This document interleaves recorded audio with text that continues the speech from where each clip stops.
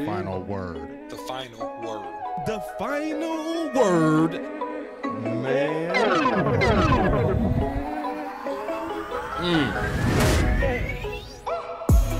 Defensive line.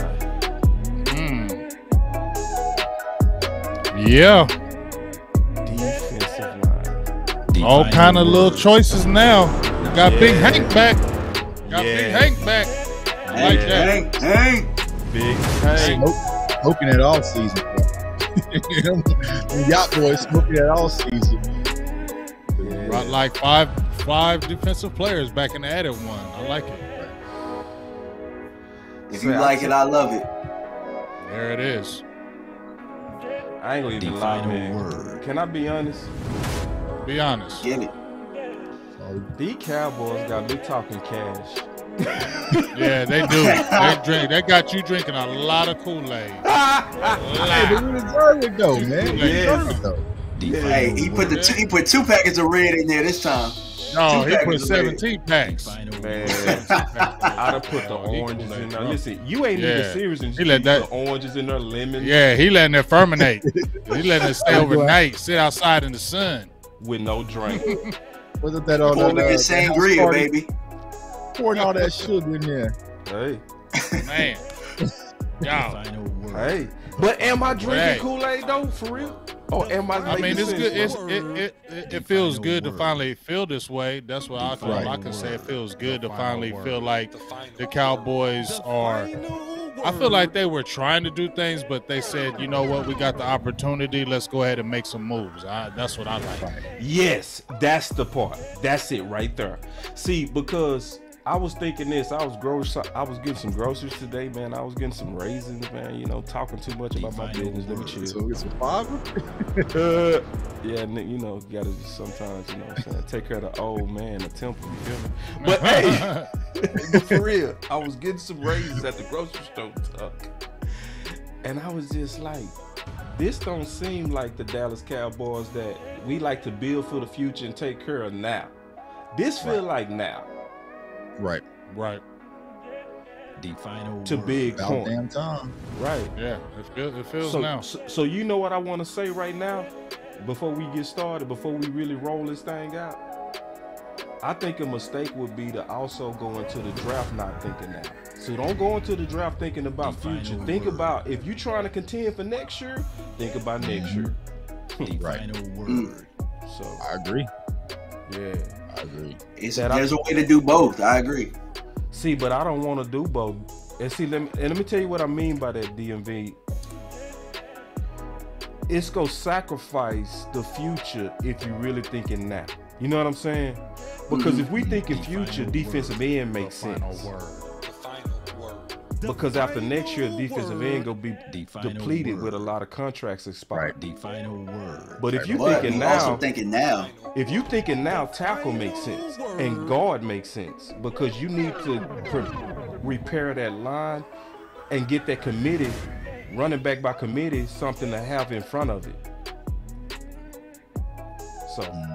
So it affects the strategy. So anyway. The final word. Yeah, we can talk about that, or we can just, you know, crank up the show. Go get that receiver too. That too. I have a feeling they ain't gonna really be messing with that receiver all like that now. I do too. Oh man, I mean, I'm happy. I feel like they really. Because I'm hearing that they're gonna try to bring back T.Y. Hilton too. I just wanna kind of check or something. I'm really in the feeling of T.Y. Hilton, dog. Yeah, we said that. You can, because he's gonna be hella cheap. He ain't gonna cost no money. And he likes it in Dallas. He likes it. He wants to come back. It makes sense. I'm gonna be mad. And if it was up to me, if it was up to little old me to make a pick, it would probably go a little something like this.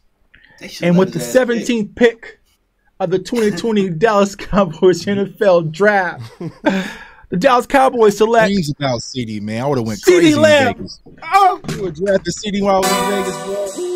That pandemic stopped me. Say, man, I ain't gonna lie. We would have had CD and Future. Coming out with an album. They had CD and Diggs and a future album drop. I don't The smart thing would be to move down, but the Cowboys historically don't. Boss could be a trade down here with Justin. We got to trade. We got to trade. We got to trade. We were just sitting here talking Justin Fields. Man, we gotta talk about that. I can't wait till you get back. Go hard, or go home. Go hard, go hard, or go home. Go hard, or go home. Go hard, or go home. Touchdown like the end zone. When the circle turn to my home, can't get me out of my zone. Go hard, or go home. Go.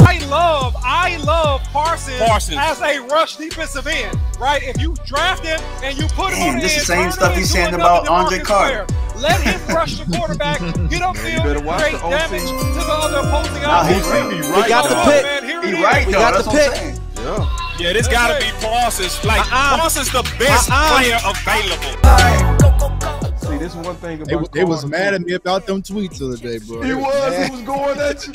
Hey man, the OC don't play about his takes. Hey, but check this out. This is the thing that he was saying about Carter, and I can't wait till he get back. He was talking about him being moved around like young Anthony Barr. You know what I'm saying? So I want to really, but it made sense, and I could see it in the way they was using him. You know, so it's gonna be about that development. But man, I can't wait. I want him to make the case. I'm gonna sit back. He can do all of it. He can block. He can run routes. He can. We talking tight. This is fitting right here. The race car like a tar in them. Call filling up. I need product again. Treat the business like a playground. Might slide on you. Do me wrong, might slide on you.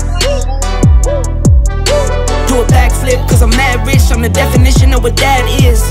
Go hard. Go home, go hard, go home, go hard, go home, go hard, go home. Touchdown like the end zone. When the circle turn to my home, can't get me out of my zone. Go hard, go home, go hard, go home. Oh man, go hard or go home.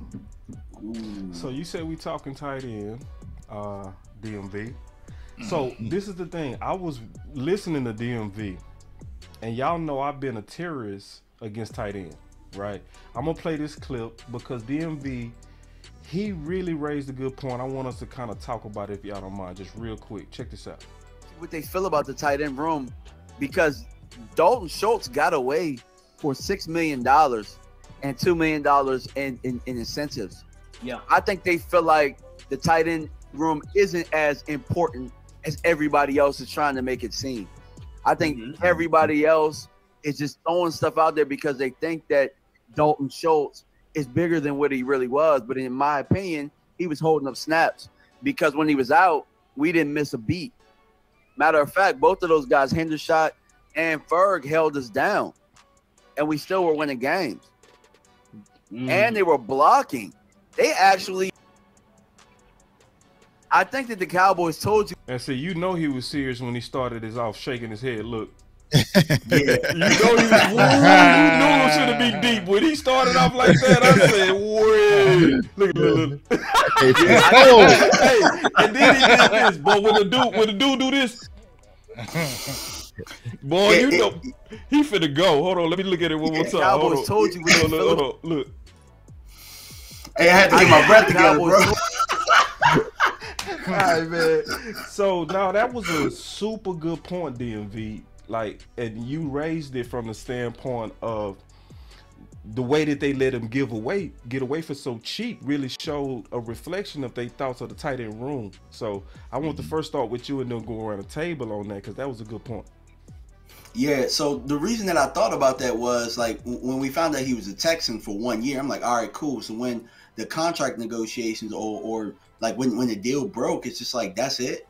Because what he went for was a lot cheaper than what the franchise tag was. You know, a lot of us, we spent a lot of time talking about, man, he on a franchise tag for $10 million, $11 million or whatnot, but they let him go for about half of that. So it has to make you wonder, because that's a Stephen Jones special right there, if they thought so highly of him. The reason, I mean, Dalton Schultz to me seems like a guy that you would let go hit the market and then you find out what it is and then you can match that. It didn't seem like they had that energy. And from what I understand too, Dalton really wasn't that much of a hit in the locker room like that either, from what I understand. But I mean, outside of that though, it might just mean that they're comfortable with what we have. And it's very consistent with what they did with the receiver position the 2 times that they said we're going to try and do it by committee. The difference is we got 2 young lions that can step in there. So, yeah. So, Big, we always start off with you. So, obviously, man, what's your thoughts on that? I know just want to get your thoughts on what he was talking about. I mean, I feel DMV 100%. I mean, I've been feeling that same way. Once, this is my thing. In 2019, Dalton Schultz was drafted in the 4th round by the Dallas Cowboys, right? Last year, Jake Ferguson was drafted in the 4th round. Right. So to me, that signifies your replacement. Okay. So that signifies they're moving on from you. And then you happen to get another tight end undrafted who would have been drafted had he not had those things over his head. So you really got a player in Hendershot that would have been a higher drafted tight end and probably would have went to somebody else and would have played significantly if he didn't have the off-field issues, right? So you got 2 quality tight ends. Then the year prior for you getting Ferguson, you got McEwen, who we were all saying, hey, let's see McEwen, because in those little bit of snaps that he got, we were like, we kind of like this kid, right? So let's see what he's looking like. We were frustrated when he got hurt in the preseason because we wanted to see more of him. So I agree with DMV is, I don't know where they're jumping up and down saying all of a sudden we need this tight end, we need this tight end. Now, before they drafted Dalton Schultz in 2019 in the 4th round, the last time they drafted a tight end high was in the 2nd round, was in 2013, and that was Gavin Escobar, may he rest in peace. But did he turn out good? No, he didn't. So I don't, about the tight end position, oh, they want to draft a tight end early and those things of that nature. I just don't see it, because in the history of the Cowboys, I haven't seen them drafting tight ends high. And so that doesn't make sense. And it sounds like to me maybe more of a smoke screen more than anything when you already got quality guys. Sound like smoke screen. Yeah, and me and DMV spoke about this. Yeah, if they value Dalton Schultz, they could get him for half the price of they franchise tag. And I remember this time last year, I didn't personally understand the purpose of the Dallas Cowboys franchise tag and Dalton Schultz. I was like, listen, Cowboys Nation, I'll promise you I'll get you another one in this year's draft. There were so many. And then you kind of heard the conversations come out like we spoke about with Kyle Uman, that Mike McCarthy was excited to get Trey McBride, who was my favorite in last year's class. So he wanted him. So there was so many different options I never really understood, except just kind of bring some continuity when it comes to Dak's offense, because you lost Amari Cooper, you lost Cedric Wilson, you didn't want to lose Dalton Schultz as well. But as far as replaceable, he was extremely replaceable last year, and I feel like this year is even more, because now we saw what the young guys can do if they're given more opportunity. So this is my whole conversation, Cowboys Nation. Y'all know I love the tight end position, but I'm satisfied. You know what I'm saying? Like, every time I do draft content, what are the first positions I'm aiming for? I'm aiming for tight end and I'm aiming for safety. This year I ain't dropped, you know what I'm saying? Like, because we are good. We are set at both positions. So I just don't understand where this urge is to press at the tight end position, especially at the 26th pick. I don't see where it's coming from. Nah, that make all the sense in the world, because I've been on attack on tight end. But you know what I really love, the fact that also we got some support now. You know what I mean? The fact that David Hellman came out, wrote a real detailed article on just the history of tight end itself, So looking at that, looking at all the people, that's to me starting to catch up to what we was talking about. And I'm not saying that he got that from us. I just think that it's a situation to where if you go back and look at it, it's not even just this year's candidates, it's how it usually plays out. So it's one of those things that in an all-in season, what David Hellman was saying is generally, even when you get these tight ends in the 1st round, it takes them about 2 or 3 years to maybe even get their legs.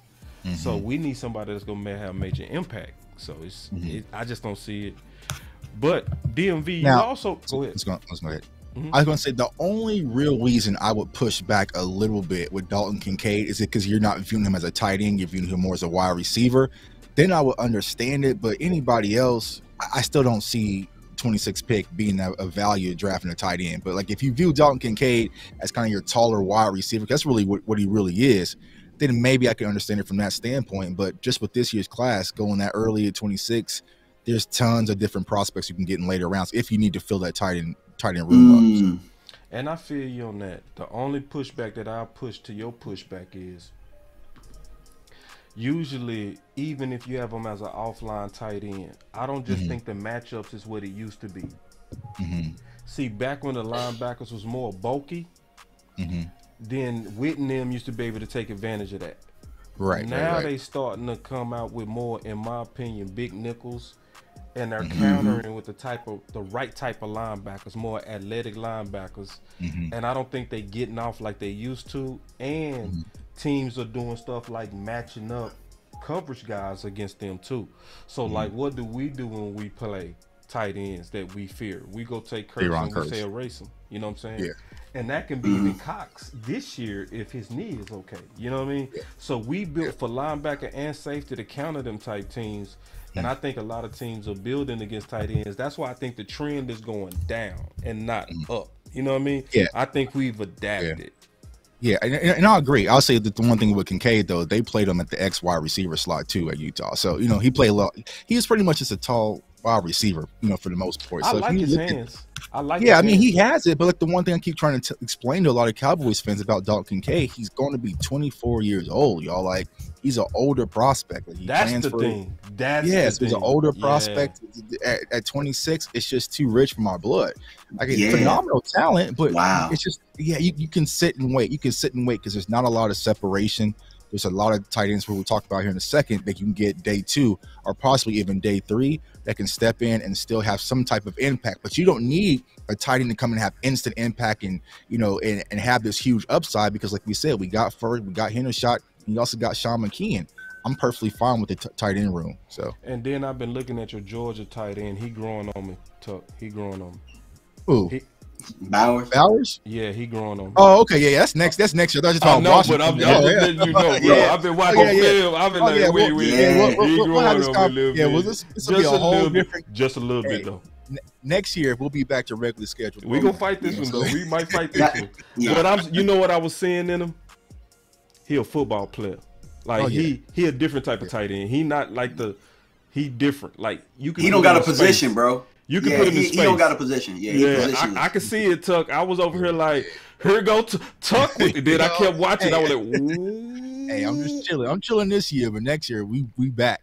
We back. Big. DMV raised something real quick, big dog. DMV, we was talking on the phone, and he raised a good point.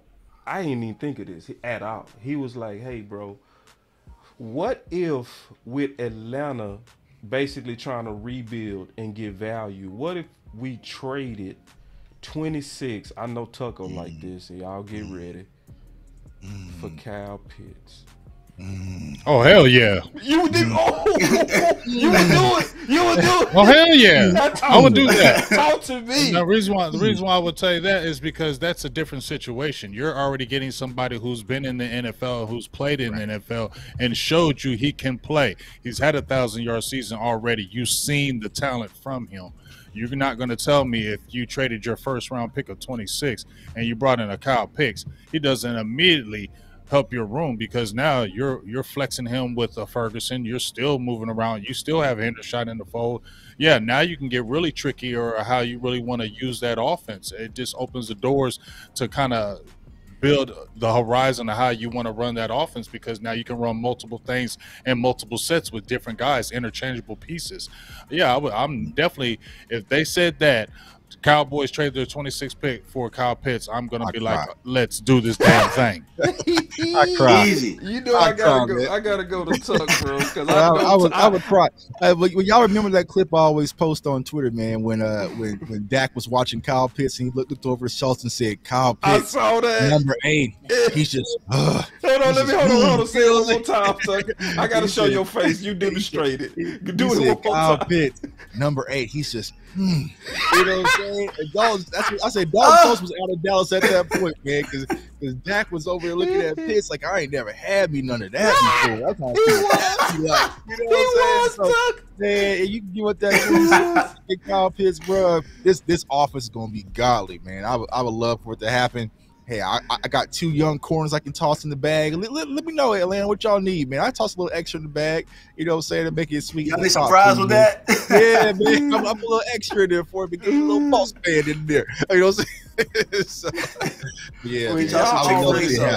And before you go, DMV, because you was the one raised that part, so you obviously should finish with this. Y'all already know where I stand on giving up 26 for Pitts. No, that's fine. That's fine. Hey, that's fine. You can go ahead and say no all you want to. Oh, hell no. Yeah, we got buttons too now. I knew he was gonna have a button war. What? Yeah, let me. I'm trying. It's all fake news. It's phony stuff. It didn't happen. Yeah, y'all know where I stand on it now. Listen, if we did that, I wouldn't be mad. You know, I'm just talking. I wouldn't be mad. I am starting to fall in love with the ideal of tackle, but I would be like, all right, cool. You know what I'm saying? I would take it. Take it. That's the all-in right now move. If you do that, that would be aggressive as hell. Yeah, you shake the wall. That's aggressive. Yeah. Because if you go get a Kyle, to me, if you got a Kyle Pitts, not to cut anybody off, if you got a Kyle Pitts, you saying, hey, yeah, we're trying to win it this year. That to me says it, because how does it not? That does. How does it not? Yeah, it does. It how does it not say we're trying to win this year? It screams. You know what it also especially screams? If you got rid of your first round pick and they don't do that. Right. See, because it says Jermichael Finley. But better. I mean, you could do a lot of damn things. He really could. Yeah, I'm about to say it's a lot more than that. Make Ferguson, them guys better. Yeah, go ahead, DMV. I was gonna say, really, it scratches 2 itches, because if you are talking about getting a wide receiver playmaker plus getting the tight end to match with the other 2 young guys, bro, like we don't even gotta talk receiver no more. We don't. I mean, we really could just address the offensive line at that point. And I think we're good to go. I mean, sure, some running backs we'll talk about it later, or some of the things that we could do at the running back position. But I think Kyle Pitts would, man, that would be crazy. And the reason that I brought that up, though, is if tight end is such a need, if that's what everybody's talking about, they making all of these articles and all these mock drafts, well then why the hell wouldn't we take Kyle Pitts there? Because see, it's really a trap, because I'm really finding out what people really think about the position, you know what I'm saying, and where they really want to go with it. Because if you're willing to take Kincaid, who's probably older than Kyle Pitts, here's the fun fact of the day. Yeah, Kyle Pitts is 2 years younger than Dalton Kincaid.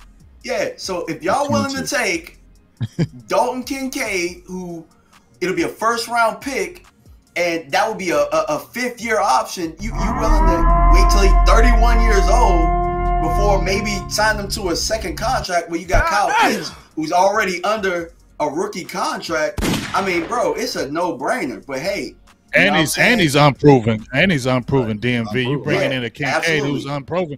He ain't touched his set foot in the NFL. So you just basing that on potential, where you already seen Kyle Pitts. You already seen what he can do.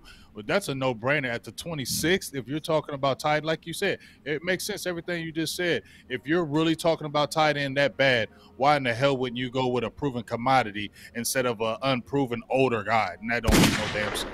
My boy Dave Walker Fun say, how we go pay him?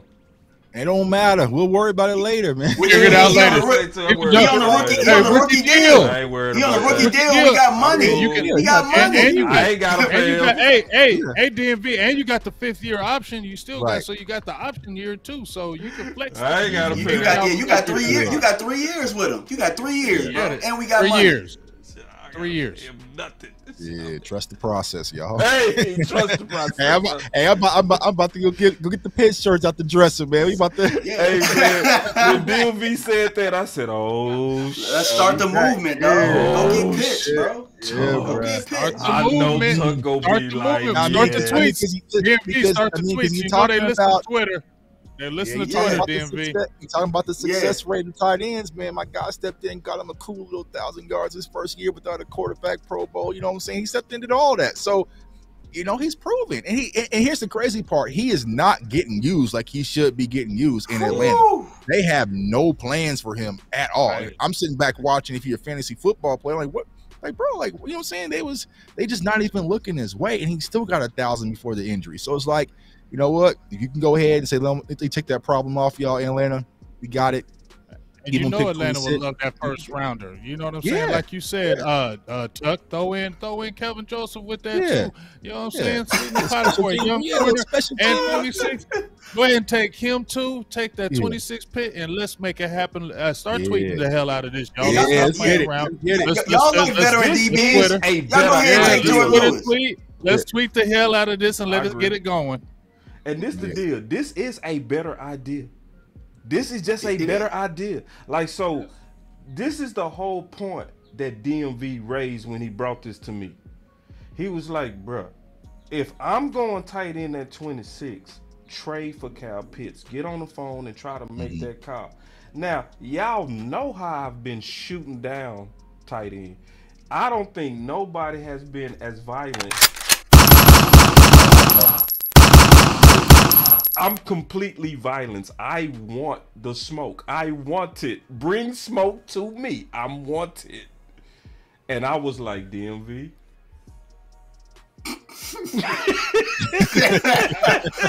I was like, because here's the thing, we are going into the draft with no major holes. You know what I'm saying? We really have no needs. So why not just go all in and stack up? And this would be that stack in move, man. Like this would change a lot in Dallas. You can talk about Bijan, you can talk about Kansas, you can talk about all these other prospects. Nothing will change the course that the Dallas Cowboys are currently on if you go out there, you trade your 26th pick, and you go get Kyle Pitts. This is very similar to what the Eagles did last year with getting A.J. Brown, but even bigger. You know what I'm saying? So you can go up there, get a Kyle Pitts, bro, and the walls will shake. I guarantee you. Hey, y'all gonna be mad at me, though. Y'all ready? Y'all ready? Y'all gonna be mad at me. Y'all ready? I know it. I already know. You want answers? I still can't take that over tackle, bro. I'm sorry. I just can't. Well, what tackle? What kind of tackle? Defensive or offensive? What tackle? Defensive or offensive? I knew y'all ready to fight, bro. Yeah. But these tackles that's slated there. You can fight. No, it'll be okay. It'll be okay, boss. No, really bro. Will. No. I'm not. See, these offensive guys, all these offensive linemen are not going to be gone by 58. Right. Bro. They could be, bro. Those are not. Not all of them. Seven. I'm counting. If the tackles are gone, we run into a good guard, bro. That's true. Right. Likely. There'll be somebody there at 58. There'll be somebody there at 58. Y'all are risky. Y'all gotta be risky, man. What do we do? You just said, boss. You just said that we didn't like how Stephen Jones don't like being risky, and we always being conservative and conservative. Don't win. Get scared on me now. I'm scared. So now we getting risky. Now we not. No, we need to go ahead and do that because, like you said, this right now, if you do something like that, that puts you in the driver's seat. Everybody's going to take notice in the NFC East. They're going to take notice like, okay, what? The whole NFL is going to take notice because they're going to be like, yes, they're serious. Because you can freak somebody at 58 and you can get a lineman. You can still make that work. You can make that work. Or you can go get a guy and a veteran close to camp. Like, bro, I'm not worried about no backup offense. I'm trying to. There's still some guards out there, bro. Yeah. Worst case scenario, if you wanted to move Tyler Smith there, worst case scenario, you could still do that. Worst case scenario. I wouldn't move him. I wouldn't move him. I don't want to move him, but I'm just saying. They don't even have a plan of where to put the tackles we got right now. So why you want to add more fuel to the fire? You know what I'm saying? They talking about putting Terrence Steele and guard. They don't know what they doing. We got more than enough tackles. Go get me Kyle Pitts, man. Hold on, man. You can see, boss, what y'all done did to me. I was going to talk defensive tackle today. Yo, let's talk defensive tackle. We'll fight about this. We'll fight about this later. Y'all get me going. Because all of this is wrong. I'm just hearing nothing but. I don't want to talk nothing wrong. Else. I'm just going all I'm hearing is we won't. Wrong. It's all fake news. It's phony stuff. It didn't happen. Not today. All right, let's get into this defensive line. This is what people came to see. Hey, man, I appreciate it. My partner say shooting some love with a $10 super chat. Also, DeShannon talked about Hendershot and also Ferguson. So the panel, we all believe in those guys. We standing with you, DeShannon, on that with the super chat, man. We appreciate it. Now, I believe we gonna be fine. Just be honest with you. About to put a new patch on the back of them Aikman jerseys, man. Man, hold on, bro. Y'all still on this, bro? Can we let this go, bro? Can we move on, bro? Can we move on, bro? Like, Hey, see, y'all got me back on it now. You got me back on it. Hey, nah. You want it. See, I Tuck, nah, give him the 0, bro. Give him the 0. Y'all doing too much. If Fitz came over, he's 0. Man, y'all doing too much, bro. I'm sick of it, bro. I'm wrong. Lamb, Brennan Cooks, Oh, you see this guy? Gallup, See this guy? Kyle Pitts? Number one bullshit guy. He do the wee woo wee woo. This ain't no wee woo over here. Whatever. Wee woo.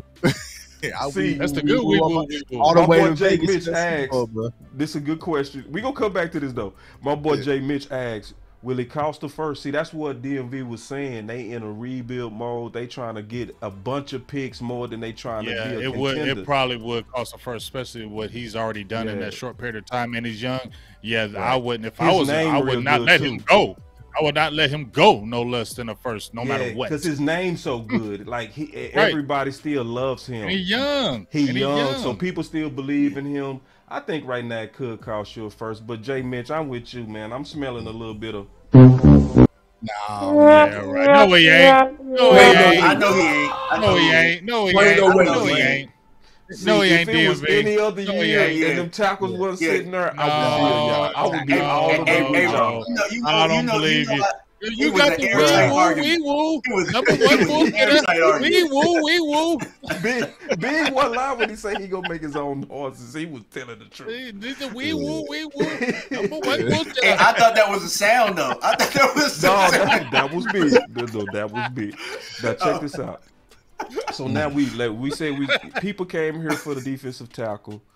So we gonna give y'all that business. Now, obviously Will McDonald been going around. You know, his name has been growing. Tuck, you did a breakdown on him, and I loved your breakdown. 33 sacks in 3 years is no slouch. That's production you cannot ignore. You cannot ignore that, right? The thing that makes a lot of us nervous is the fact that he looked like a bigger safety. Right. So Tuck, we gonna start it off with you, man, in the film session. You know what I'm saying? Just talk about it, man. You know, and then we'll just go around on it, and we gonna talk about him, other defensive linemen. Just take that name, put Tuck on it. The film breakdown. The film. Yeah, so Will McDonald, man, he's highly productive, as Boss just mentioned, 33 sacks in 3 years at his time at Iowa State. And he can do a lot of things. And that very first player right there, where I was talking about in my film session, is just great leverage. He fires off low. He keeps his ground there. So he's able to battle in the trenches, but that's not really his game. Hold on, Tuck, also, if you need me to pause or do anything, I'm... Okay. All right, cool.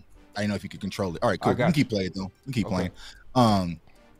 But the one thing I like a lot about Will McDonald is, one, his spin movement. They call him the Cyclone out there in Iowa State. But, you know, when you watch Dan Quinn, when he was training him, the drill that he likes to do a lot is run the hoop. And that's what Will does a lot. You'll see here in a few plays where he actually gets his sack, man. He bends that corner to perfection. And with this arm length, he's always getting the arm out. You know what I'm saying? So he's getting to the quarterback, and that's where a lot of those forced fumbles came from. So he is a technician from a defensive standpoint. Like, look how he slides down the line of scrimmage, be able to scrape properly. Like, he has very great instincts. The real knock on him is just, one, his age, and then also he's just not a super freakish athlete, but he can do a lot of things well. And he can stand up, he can drop back in coverage, he can slide inside. But like I said, me personally, I'm not a fan of him sliding inside, but he's high motor. Look at that pressure on that stunt. If you can go back to that, Boss, real quick. Yeah, it's that inside stunt move. Like, he's coming downhill with velocity, and he opens up for that nose tackle to get pressure on the quarterback. And so Dan Quinn likes to stun a lot. And so you have another high caliber player. And like you said, even though we have enough at the edge rusher position this year, if you're thinking futuristic from the Cowboys standpoint, you could be moving on from Dorrance Armstrong, DeMarcus Lawrence, you know, what they're going to do with who they just signed, I forgot his name, Dante Fowler. So, you know, you got some question marks there at the edge position, but if you watch right here, once again, just bending the hoop and just getting his arm out to make a play on the quarterback. So I love Will McDonald IV, man. He can do a lot of different things, and I feel like if the Cowboys can add him. Now, me personally, I feel like I have a second round grade on him, but I don't think he's going to be there at 58. So a lot of these edge rushers, when it comes kind of that second cluster, I don't think they're going to get to 58. I don't think it's going to be like a situation with Sam Williams last year. So if you want to go edge and the Cowboys feel like that's a need of necessity, Will McDonald is definitely a prospect to keep our eyes on, because like I said, when Dan Quinn was training him at his pro day, his eyes lit up. You just don't go to an Iowa State pro day just for the hell of it, because they ain't got no other prospects. You know what I'm saying? So there was a reason. And just for that scrape right there, reading the read option, like very instinctual prospect. I love Will McDonald IV out of Iowa State. I would definitely take him. Yeah, man, that boy is a technician. Because my initial thing is running that hoop right there, and then it's the hezzy with it, man. He hit the balls with that hezzy, man. Man, that boy hit that ball with that foot. That he hit that hezzy right there. The hands, he's just getting that arm out. He always getting that arm out right there. He put it together well. He coordinated. Can we talk about that motor too, though? Yeah, high motor. And he plays like a basketball player. If you watch him, he plays like a basketball player. That's like he's on the edge. Yeah, you can see because this play here, they slide him inside against Steve Avila. This ain't his strong point. You know what I'm saying? So he's not really playing no 3-tech. But the fact that he'll go in there and do it, right? He'll bang. Hey, look at MJ. You say MJ Anderson make that play? That's my sleeper on the backside. Yep. Number 3. He's a lot bigger too. But he's not afraid, like you were saying, James. Like he'll go in there and bang. That's just not his strong point. He just doesn't have that size to do that. But like I said, on the edge, man, he's lethal off the edge, and they played a lot of 3-man fronts up there. Right, they did at Iowa State. So yeah, I would definitely keep an eye on this prospect. If his name was called day one, I would not be surprised. Like I said, just kind of watching Dan Quinn, how he kind of had his eyes on him. And I saw that look, and I saw that same look last year when Dan Quinn was at Sam Williams Pro Day as well. So, and you brought this out on your film session too, man. It's like the technical side on him is high, right? Because you brought out that leverage right here, and that he stayed so low. Good job on that. To look at that size difference is crazy, but that leverage, you know what I'm saying? It's that it's that leverage that caused him not to get pushed at the point. You know what I mean? Keep those pads low. Like I said, he was low. Yeah, we used to have the cage when we played. Yeah. So we used to have the cages when we played. Fire off under that cage, and so he did a good job on that play. He's the type of pro that's going to get better as his career goes on. He's going to be one of those guys that at first it might be like, okay, he'll struggle against the run, but year 2, year 3, you'll be like, yo, this kid is an all-pro type player, double-digit sack type guy. Like that talent, then it's a talent, bro. Like what he has is talent, and you add some weight onto him and get some NFL coaching and NFL offseason programs. You watch out for him, man. Yeah, they run a 3-3-5. Yeah, and you know what to say. The thing I like, you know what you said, Tuck. I feel like he's more of a second round as well, but I feel like the way the Cowboys, they drafted Sam Williams in the second because they felt like the same thing may happen with McDonald, that he wasn't going to get to a later round. I had a later grade on Sam Williams last year, and I feel like some other teams did, but they were looking at when he ran that 4.5, that was like, okay, you know what? We got to go ahead and get him now because he's not going to last because there's all those physical characteristics, and then he comes and runs that. I think what they're going to be looking like is that athletic ability, and it's oozing. I think it was a couple years ago, the Pittsburgh Steelers drafted Alonzo. I believe it was a Highsmith. I don't know his first name, but he came out of UAB. It was a little bit light. It took him a couple years, but you could see the potential. And now he's one of their stalwarts at the edge coming off for the Pittsburgh Steelers. I think he brings that type of thing to the table, and I think that's why he won't go to, like you said, Tuck, like a 40 or 58. He won't drop that low because edge rushers are a premium. And speed is a premium. And the way these guys run in the NFL now, and you see how he can stand like that, you can use him in that 3-4. And that's why it's going to be tough. If you're going to pick him, do you let him go past 26? Because he's a multiplayer guy, and I think that's what teams are going to look at. Y'all check this out before you go, Tuck. I got you, promise. One of my favorite tidbits from draft weekend was when Jalen Tolbert told us that he got a phone call from Dak Prescott. I'm just curious, and we gave you all a hard time on Friday night, and of course I'm not asking for like the list of guys that Dak called, but I am curious. Dak is such an asset to this franchise. He's the franchise quarterback. In this process, what is his role exactly? I mean, do you give Dak Prescott a list of guys you like and say, hey, we'd love you to do some work on this? Or is Dak more involved with that in the idea of like, hey, I like this receiver. Like, this is a guy that I'd love for y'all to focus on? No, what we did was kind of gave Dak a couple guys just to look at and just so he knew what was in the draft. And I think it's important with him having the standing that he does within our organization and within our team is to kind of let him know how we do things and get his input on some things. And so I just felt in talking to him with his unique ability to communicate with everyone and to draw something from that was to use him in the, hey, give him a couple of receivers to talk to, get him on the phone. Man, it's the wrong clip, man. I wasted. I was wondering. I was like, where the hell did this come from? I said, okay. I said, okay. You know what he's doing. I dropped the ball. Okay. The producer dropped the damn ball. I'm trying to do it all. Y'all give me a break around here. We rolled with you though. Feel good about that. I was like, okay, so Will McDonald, okay, where are you going? Okay. Yeah, we'll correlate this. We'll correlate this. We gonna figure out how to make this dog swim. We gonna figure out. No, I'm gonna find this correlated. I thought I hit it too. I thought I was really showing out too. But you were showing out in the wrong way. But, I was showing out. But no, this the deal. I'm gonna find it though because it's an important clip because it was actually supporting what you said. Big, where you was basically saying with Sam Williams, they had a grade on him that was equal to Tolbert. But what they did is they picked Sam Williams because they felt like he was gonna get away. And they felt like it was a better chance that Tolbert was going to be available. He was going to get drafted. Right. So you was just talking about that strategy, and I want to actually show everybody that what you saying was like dead on. But I just kind of, I just missed it. It's all good. Yeah. But I still want to find this though. But so elaborate real quick and give me about 1 more minute to find it, just real quick. Yeah, and it makes perfect sense, too. Go ahead, James. No, go ahead and elaborate. No, you got it. Go ahead, Tuck. James.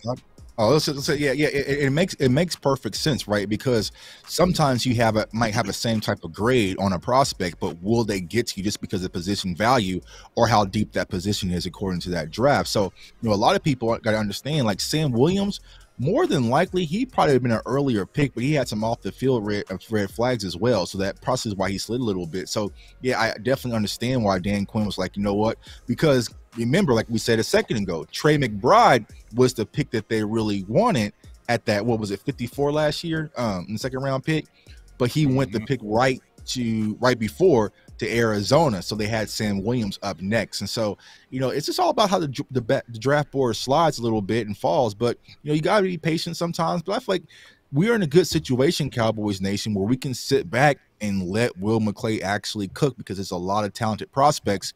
But when you talk about the defensive tackles and defensive edge rushers outside that core, like 4 to 5, like there's guys who are kind of second round grades in my book, but they're not getting to us again. So you might have to go get them at 26 if that's a position of value. And that's, that's right. Go ahead. Damn. Carlos Watkins signed to the Cardinals. He with the Cardinals. Yeah. Damn. Bye. I just. Right. But you know what hurts me though? You know what hurts me though? You know what hurts me though? Is every time I hear defensive tackle, it just pisses me off that we lost John Ridgeway. Just pisses me off because I agree. Just think if we had Ridgeway right now with Bohanna, with Hankins, I feel good. And then I'm feeling good right there. Are we really talking about defensive tackle if you still have Ridgeway right now? Right. Did they ever say why they officially moved on from Ridgeway, which was odd? Well, Tristan Hill had a great camp, and then they end up cutting him.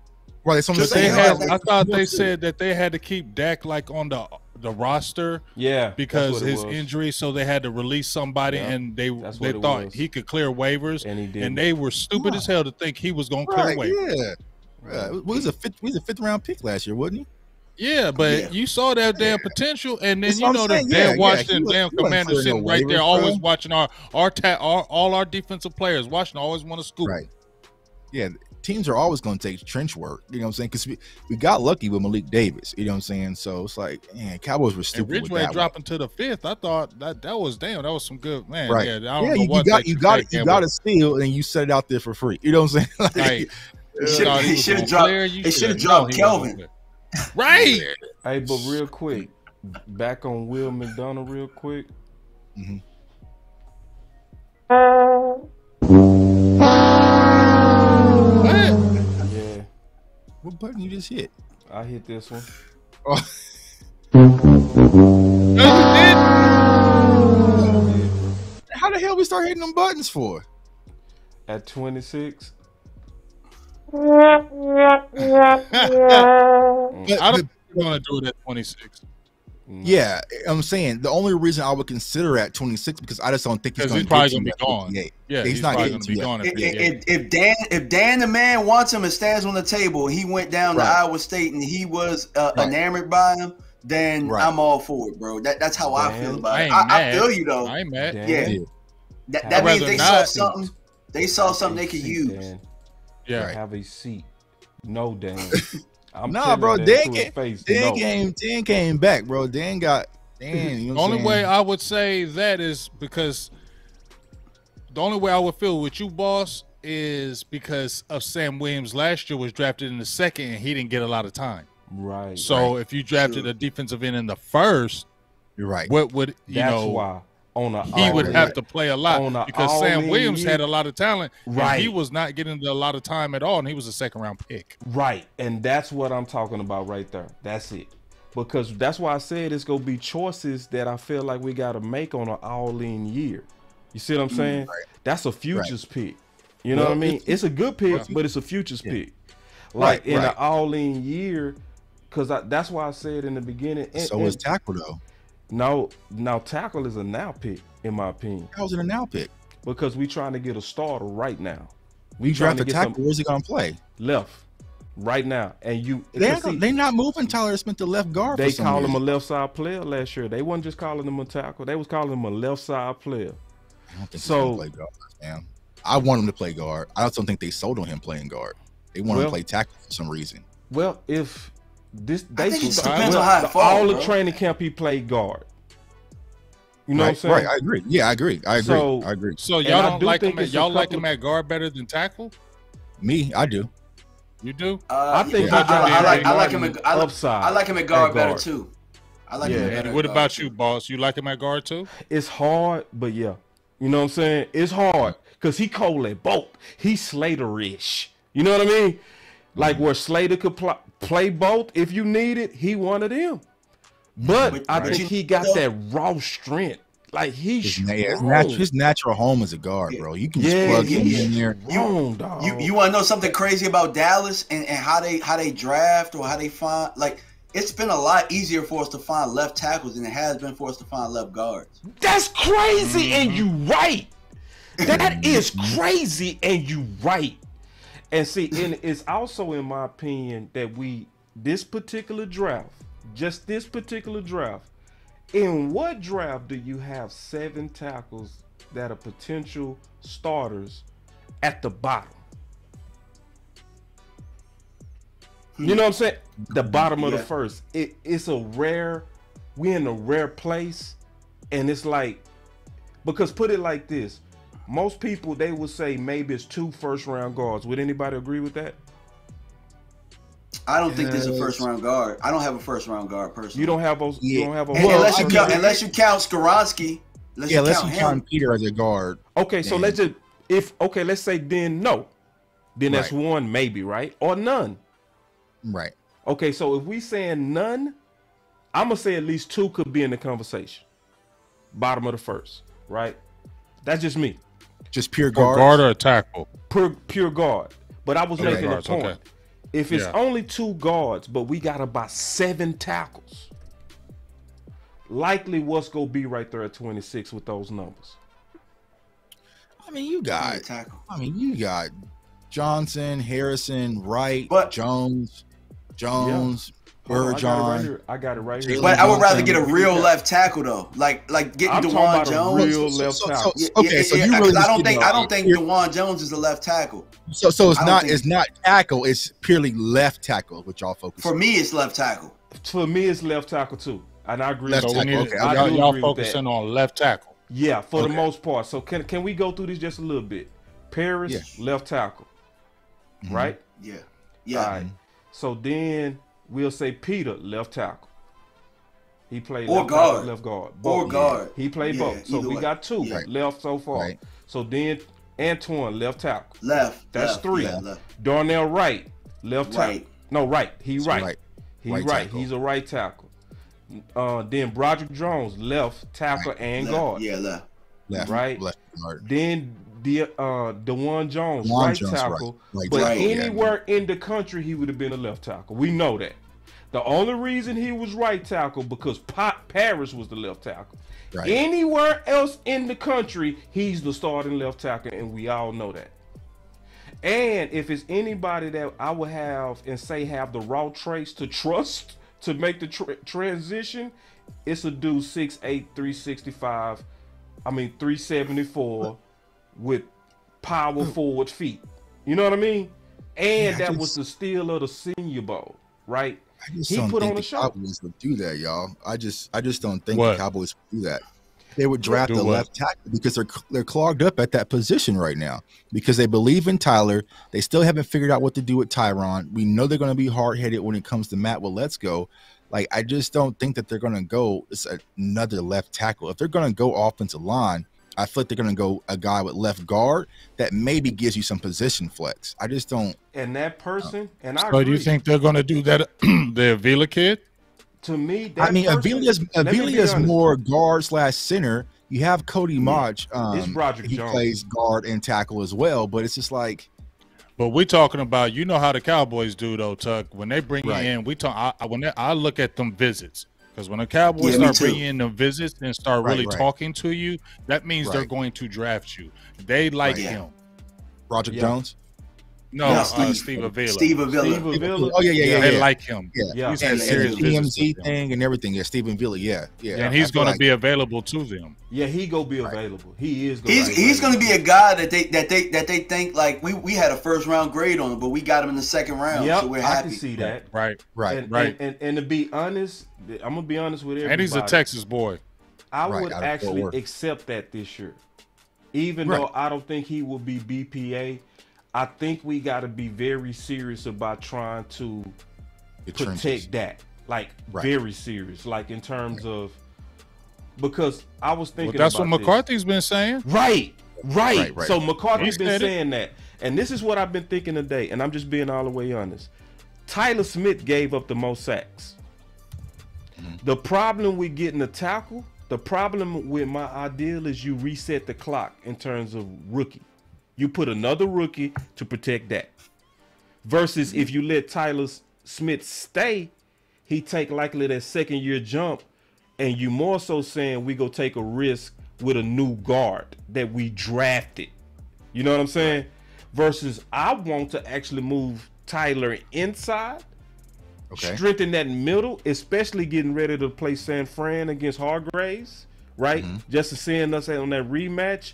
And I think some of these guys are Tyler Smith-ish, like Broderick Jones. I think Broderick Jones is the most ideal guy. We would be probably reaching a little bit with the other Jones, in my opinion. You know what I'm saying? Like, because we changing him from right to left.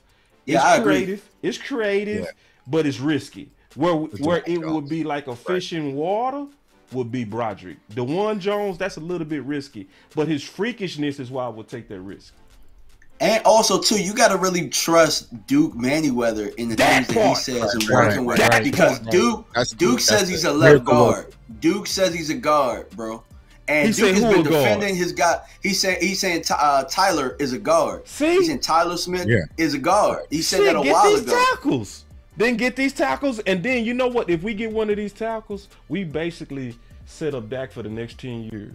Well, that's what I'm saying. I feel like, and Duke feel like Tyler Smith is a guard. I do too. The Cowboys don't see it that way. You know what I'm saying? Like, we got to talk them into it, Tuck. That's our job. We got to talk them into it. We got to talk them into it, Tuck. What's that new offensive lineman coach like? What's he? I mean, what's he about? They say he bad with rookies, bro. That's the word on the street. But remember, Green Bay, they had this one lineman. I can't think of his name, but they used to move him from tackle to guard all the damn time. It was their best lineman over in Green Bay with Mike Mc. You know what I'm talking about? Biarta or something like that. Yeah. Him. His name is weird. But that dude, and he was the best lineman for years. He was a great position flex because he was a damn near all pro on both positions. That's Tyler. That's Tyler. Yeah. So see, when you got a player like that, and then you got a history of Mike McCarthy working with a player like that, that means you can get the best offensive lineman available, and then just trust that Tyler can make the transition. Straight up. Right. And then if we do that, you now have Tyron Smith at right tackle. You don't have to rush Steele. Your left side is secure. Your running back room now has 3 first-rounders, you know what I mean? And you're protecting that. You got all these dominoes that fall just because we got a guard or a tackle. Straight up. Yeah. So I wouldn't take a guard. I wouldn't even trip. David Bialkatari? Yeah, that's something him. like that. But that's what it was, David. Yeah, that's him. Whatever. Yeah, but anyway, we supposed to be talking about defensive tackle. Hey, but what we're talking about is real though. Right, it's real situations. What we're still talking about is relevant to what the whole draft is doing. They're trying to do, right? So right. And then also Steve Avila, he gives you the position flex of playing left guard and also center for backup capacity for Tyler too. For Tyler next year. And I'm telling you, and just like Tyler Smith was from Texas. He's Texas born. He takes pride in that. So is Avila, and he's already said on record, I would love to just keep it here in Texas. And I feel like that means something. It meant something to Tyler. He took a lot of pride in that, and I feel like they like that too. You know, they're homegrown. They like those type things. That's why I feel like his name is really prevalent in what we're doing. But if you guys are saying that Duke is saying guard and they get Avila, I wonder what happens then. Get a tackle. Because if we just move, but I'm saying if you're 26, they went and got Avila. What would be the thinking then from your guys' perspective? If you guys are feeling like, hey, he's a better guard, are they gonna push him back at tackle if they get Avila? Now I feel like the Cowboys are going into the season that Tyler Smith is our left tackle. I hope not. That's what I feel like too. If they get Avila, that's why I feel like they're gonna push him back at left tackle. Right, because they talk about position flex too. I'll be cool. I'll take it. The best 5 is Tyron, Tyler, Zach, and Steele. Yeah. You know what I'm saying? Yeah, right now, as it is right now. They're talking, they got it all out of whack. Where it's like Steele could be the left guard. You know what I'm saying? They got. I think Tyron got to be your swing. I think Tyron got to be your swing going into it. But we know how the Cowboys are though. They're not going to have Tyron Smith on this roster holding no clipboard. He going to be out there somewhere. He get first dibs. You know he is. Tyron. That's why. That's why you make him the swing. Until Steele get back up. They let Tyron go out how he wants. No, I don't think so. They are. I'm gonna tell you what I think they're doing. You think they're actually gonna have him come off the bench? No, hear me out. I think they hustling him backwards. I swear. That's what they doing. I swear. So put it like this. If every time I drove my car up the street it broke down, and then you say, hey, I'm going to pay you based on how far that car goes, what are you saying? I don't want to pay you. Because guess what? We know your car likely go break down. Because they spending it like they paid him like a starter. No, when you pay him based on how much he play, you hustling them backwards. Because then you go let him start the season. Then when Steele is ready, you go move him to the bench. And you go say, man, we had to go with Steele because he better. That's go cut his pay. They hustling them backwards. They making them a right now promise to get him to start the season. You got that Scottie Pippen contract. Thank you. Yeah, and it makes sense. That's dirty business, but that's hey, we paying you because we expect you to start, but we really expect to put somebody in front of you as soon as Steele is ready, and this go cut your money. So Steven plotting for the money. Jerry leaked out the whole Tyron said he ain't care about money, so obviously he don't care about money. Right. Yeah. But that contract, but they keep saying he took that contract because they expect him to start. It's like, nah, bro. I think they hustling them backwards, and I ain't listening to that because who basically start people over contracts? Come on, bro.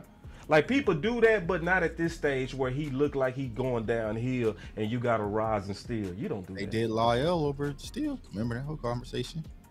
True. Damn, bro, they treat Tyron like you just like to piss him. Like, damn, Tuck, I'm over here trying to have a good time. I'm over here hoping, and then he like, let me give you some reality, boss. Let me just give you this. I can't fight you on that, Tuck. That's true. Yeah, that's the whole conversation we had. It's like they was going. This Lyle was their guy. He was getting paid. And he was paid, and they didn't go with cheaper Steel, even though cheaper Steel was better. Damn, cheap Steel sounds terrible.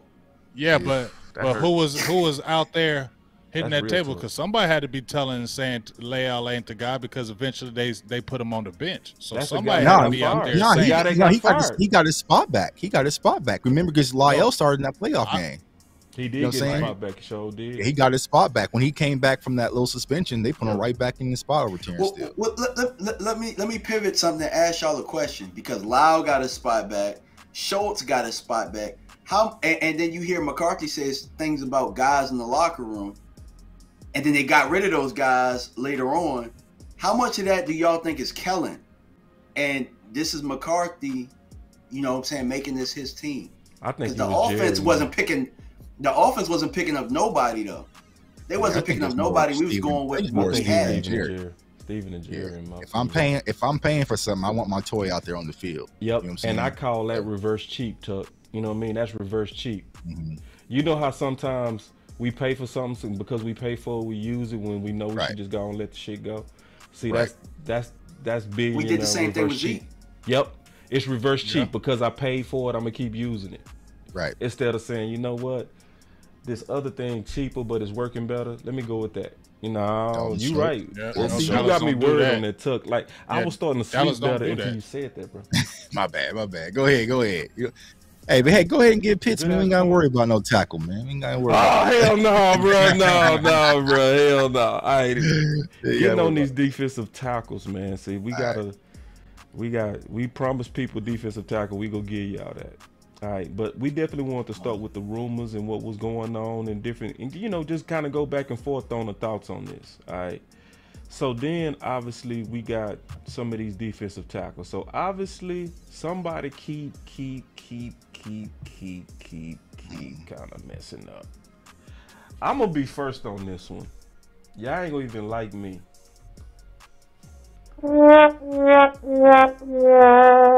I'm out. I'm out. Even if he go to 26, I'm out. And I ain't even scary. I'm not even scared. You know, I'm not scared to take risks. On an all-in team and a contending team, I'm good. I don't. And my notes are fantastic on him. I spoke about him like ain't nobody better. You know what I mean? You know, it's just too much, bro. So I know y'all hate that, but I'm just keeping it real, man. And I was that dude that was like Micah Parsons, like, let's go. But bruh, I'm getting Buster Douglas vibes. I'm gonna be quiet. I'm gonna let y'all beat me up. I already know what's gonna happen. Let me sit back. I'm gonna get back. I already know what's getting ready to happen. Let's go. I'm ready. I'm just fantasizing seeing him in that Dallas Cowboy 88 jersey. That'd be so clean. Douglas vibes. Yeah, I ain't doing that to Jalen Carter, man. Everybody just playing the dirty game right now. You heard the Raiders kind of come out and say we completely taking them off our board. Cap. That's cap. You know what I'm saying? The Raiders of all teams. Yeah. Now the Raiders have more issues. Like, bro, go get the hell up out of here, bro. Like, they about to get Jalen Hyatt, bro. When it comes to Jalen Carter, my only focus is keeping him away from 10 in Philadelphia. That's the main thing. I cannot let him go to Philadelphia. That's the main thing, because him and Jordan Davis, it's going to be too nasty. So he going top 10. He going top 10. He's going top 10. Clearly, easily. This is all cap. He's going top 10. But if he's there at 26, you take that and you don't hesitate, bro. You don't hesitate. You ain't gonna put that next to Hank, bro. Hold on. Jalen Carter, bro. All athletic. No. Now that's all in. That's all in, bro. That's a chance I'm taking. That's a chance the walls I'm taking will at shake. 26. At 26, bro, you ain't gonna find a better player even with the guy. Yeah, I'm gonna take that chance. I agree. That first round, then that'll just be the bus. We'll take that chance on that bus. Yeah. We'll take Jerry gonna make all them problems go away, bro. You know that. We all know them that. problems go away. We know I that. want that type of dude in Dallas. What type of dude? We mean what? Man, what you mean? Michael Irvin was that type of dude. It's snowballing bad, bro. It's snowballing bad. Bro, our whole Super Bowl era was those type of players. Our 2 second-round picks for the last 2 years with those type of players. Okay, let me explain how snowballing. You know how many red flags Sam Williams had? We need more red flag dudes, except for Kelvin Johnson. No. We need a certain type of red flag dude. No, we need good red flag dudes. Yeah, both of them got different good red flag dudes. That's a real red flag. I'll take the Michael Parsons red Joseph flag. had multiple A locker room conflict. Does this Give me guy that have one. multiple red flags? Has this guy been in trouble like that before? That's what I want to know. No, he hasn't. Let me though. tell you, That's the because thing. people asking why am I out, bro. It bothers the hell out of me, dog. I'm just being all the way honest. That first of all, I understand you celebrating, and then what happened. We still don't know any details majorly about that. Scouts would know, but we don't know the details. So I ain't really worried about that. What really messed me up is how you showed up to the combine. I understand that you mentally stressed. I get it. But how you showed up on the most important interview of your life, that gives me major Buster Douglas vibes. Bro, but what happened? Just hold on real quick. There are people that get the bag and disappear. I'm just being honest. Bro. Same red flags. David Irvin types, and David Irvin didn't even get the bag. So when did that incident happen, boss? It happened after the national championship. Everything broke right before the combine. I'm cool with that one. I'm saying all the things about the arrest, the arrest happened right before the combine. Well, you know what I'm saying? Hey, look, I'm here to tell you, with the arrest. I'm just like, I need you to be mentally tough enough to put that behind you and get your ass ready for the most important interview. Possibly getting arrested, bro. Like you find it's like if the police come to my house right now and they say we about to arrest you, and I got a job interview tomorrow in the morning, bro, I'm not going to be prepared for that job interview. I'm going to kill that interview, boy. Hell no, bro. I gotta have this job to beat the case. You better put two and two together. You know what I'm saying? I need the job to beat the case. Yes. That happened right before the combine, bro. Like I can see if you said the pro day. Okay, maybe the pro day situation. Okay, I get that. That's the one. Not the combine. My bad. The pro day. That's what I meant. But here's the thing, though, boss. He a defensive lineman, dog. Here's the thing. It was bad. You can't finish drills. Hey, dog. All I need you to do is clog the hole and go here and there. That's all I need you to do, bro. Pressure, bro. But he does more than that. He does way more than that. I feel you, big game. But I'm saying, like, were we expecting him to just go out? If he didn't get arrested and he had them bad times, would you still be out? No, I wouldn't be. Listen, the thing. I'll be cool with the arrest. It's only been one time, though, boss. I would be. No, this is the thing. It's the arrest, and then after the arrest, you come in. See, because this is my thing. If you get arrested, you better ace the rest of this. You better ace it, and you fucked it up.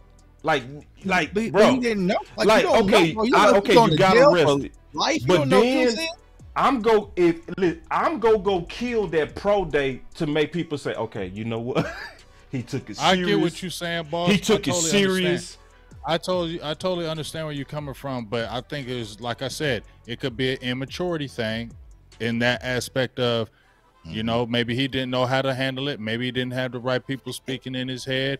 But in my opinion, if that's an isolated incident, that's what I'm saying. It's not habitual. If that's not her habitual thing, if you go back in his history and he has not been in trouble no time before that, I'm sorry, I can't lay one incident to him and say, oh, well, you might be a bust now just because you got in trouble one time.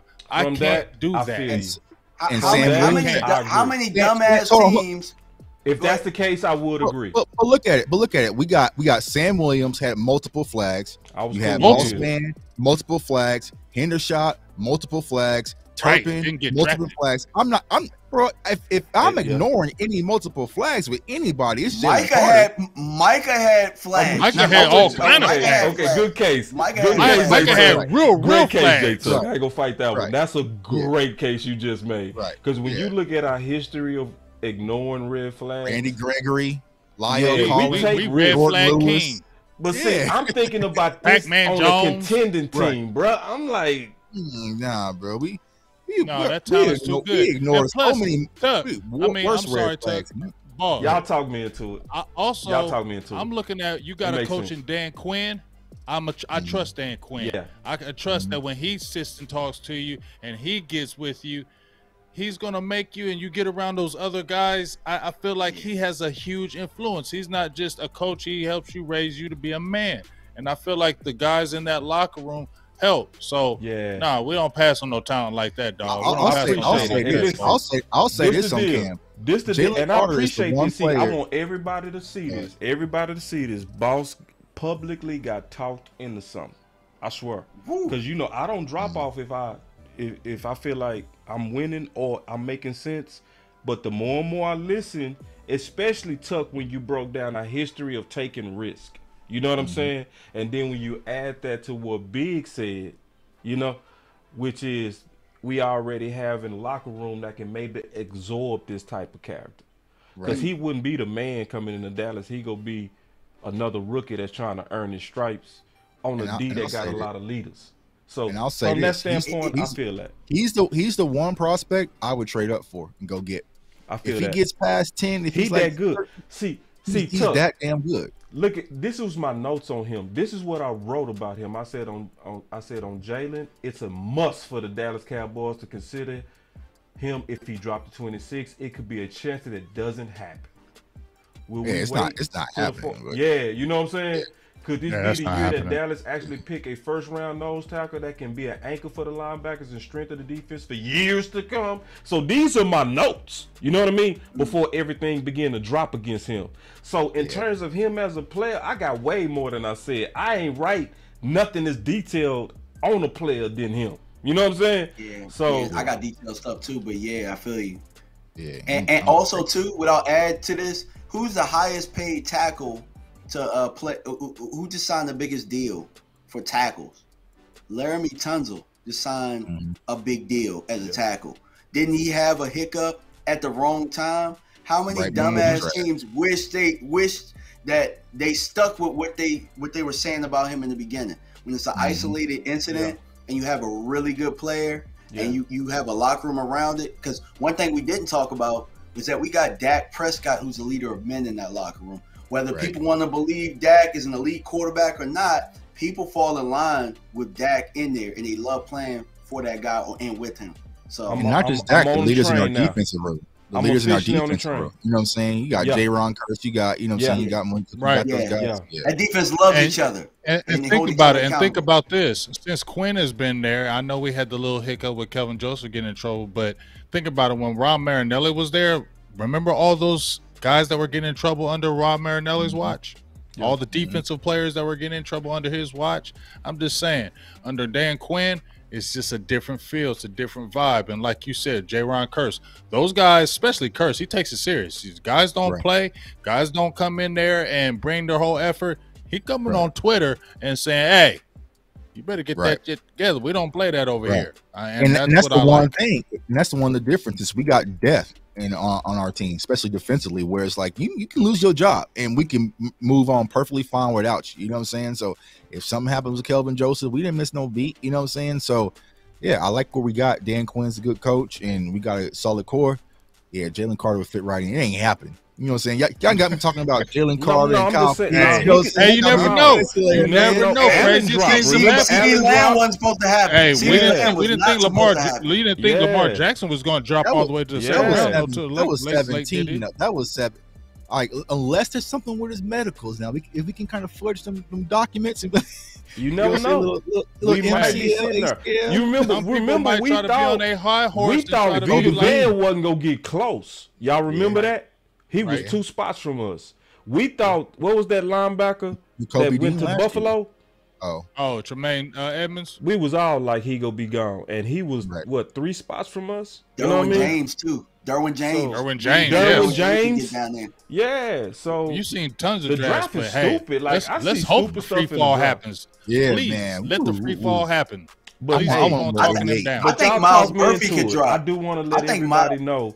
Y'all did talk me into it, and this is the thing. This is the good thing about debates. This is why you want to debate. This is why you want to go back and forth, and you want to be open while you going back and forth. Because I could have just hung on what I believe, but I'm open. I'm listening to these smart dudes really make the case, and I walked away like, shit, I'm with it. Like, and I mean it, like dead ass. All right, next. Get that applause, buddy, for Jalen Carter, man. You can't give him a. You want me to give him applause? Yeah, bro. You can't be giving Jalen Carter no boo boo button, bro. Yeah. Did I give him the boo button? You call him Buster Douglas. He needs a call him Buster Douglas, bro. Apologize. Give him a yoga fire. This is a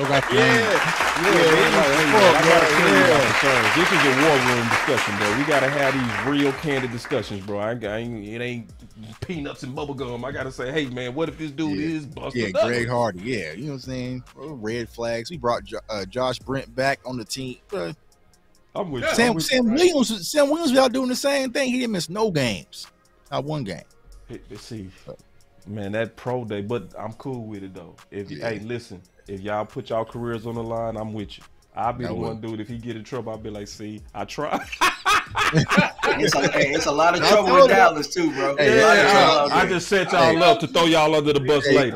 I just want to be that person. If he don't work, I'm gonna be like, see. But if he work, I'm gonna be like, see, I came around. I win both ways. Go give him that baby. Stay out of ecstasy, bro. Stay out of ecstasy. Big, I win both ways. That's shady. That's shady. All right, let's keep going. Bingo.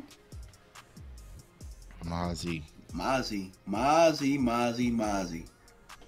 got a second. Wonder if he'll be available for 58. Just like the, just like the number. He got the number. Hey, there it is. Come on over. Hey, check this out. Maserati Mozzie. I'm gonna read my notes on him. All right. I didn't give him even 1 star, dog. Ooh, right. I can see why. Yeah. Now I'm gonna read my notes. I'm hyped on him because I'm scared of defensive tackles from Michigan. Ohio State. He said, "Boss, don't give in. What GA guys come in balling with hype?" Nah, I give in. Coach. I give in, Coach. I do, because what they saying also confirms what I put in my notes in terms. I mean, some running backs came in with the hype. And they did address it. They addressed my concerns. They did. You know what I mean? I'm just being honest. They addressed my concerns, and they did a good job. And I concede. I really do. So, but on Mazzy, let me read my notes. I said, Mazzy is a bohemian of a human being. You can definitely see the push and the power when he's at the point of attack. And you know he works his trench warfare. Yet, I wouldn't want the Dallas Cowboys to get him because of his motor is extremely low. His pursuit to the ball is horrible. The only way that I would even be interested if he had a Rob Marinelli coach, because that's the only type of person that I could trust to get 100% out of his pursuit to the ball. He is too big, too massive, too strong, too freakish to run with that bad of pursuit. And I'm putting him in the Boss Cowboy God only because of his freakish ability. I wouldn't even want to consider him to the third, though he's a first round talent. God, that's what I wrote. That's what I wrote from my initial notes. So what I'm saying from that is I definitely see his talent. And so I took another look at him from all the hype I was hearing. I'm just being honest, right? And I did see where the hype is coming from, that Ohio State game. You know what I'm saying? That Ohio State game is where you can see him much better in terms of his pursuit, his passion. But I don't like that though, Boss. That's what I'm saying, bro. Because that's a rival game. It took a rival game to bring that out of you. I want you to be that dude because you that dude. Yeah. Well, I feel like I feel like he picked his battles, because when he was up against them tackles, they like I said, them Ohio State tackles, they made many a men quit. And I seen them put his ass down a couple times in that game when he was lined up against them tackles. He was. So he showed crazy power against them tackles. You think so? Because I seen him get put down. I seen him get put down. I thought it was the guards he looked good against. I saw the power against them tackles. I didn't see him get put down. I'll go look again. I just probably missed it. You know what I'm saying?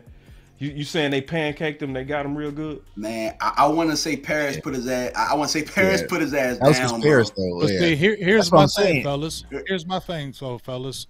Since since Quinn has gotten there, and since McCarthy has gotten there, right?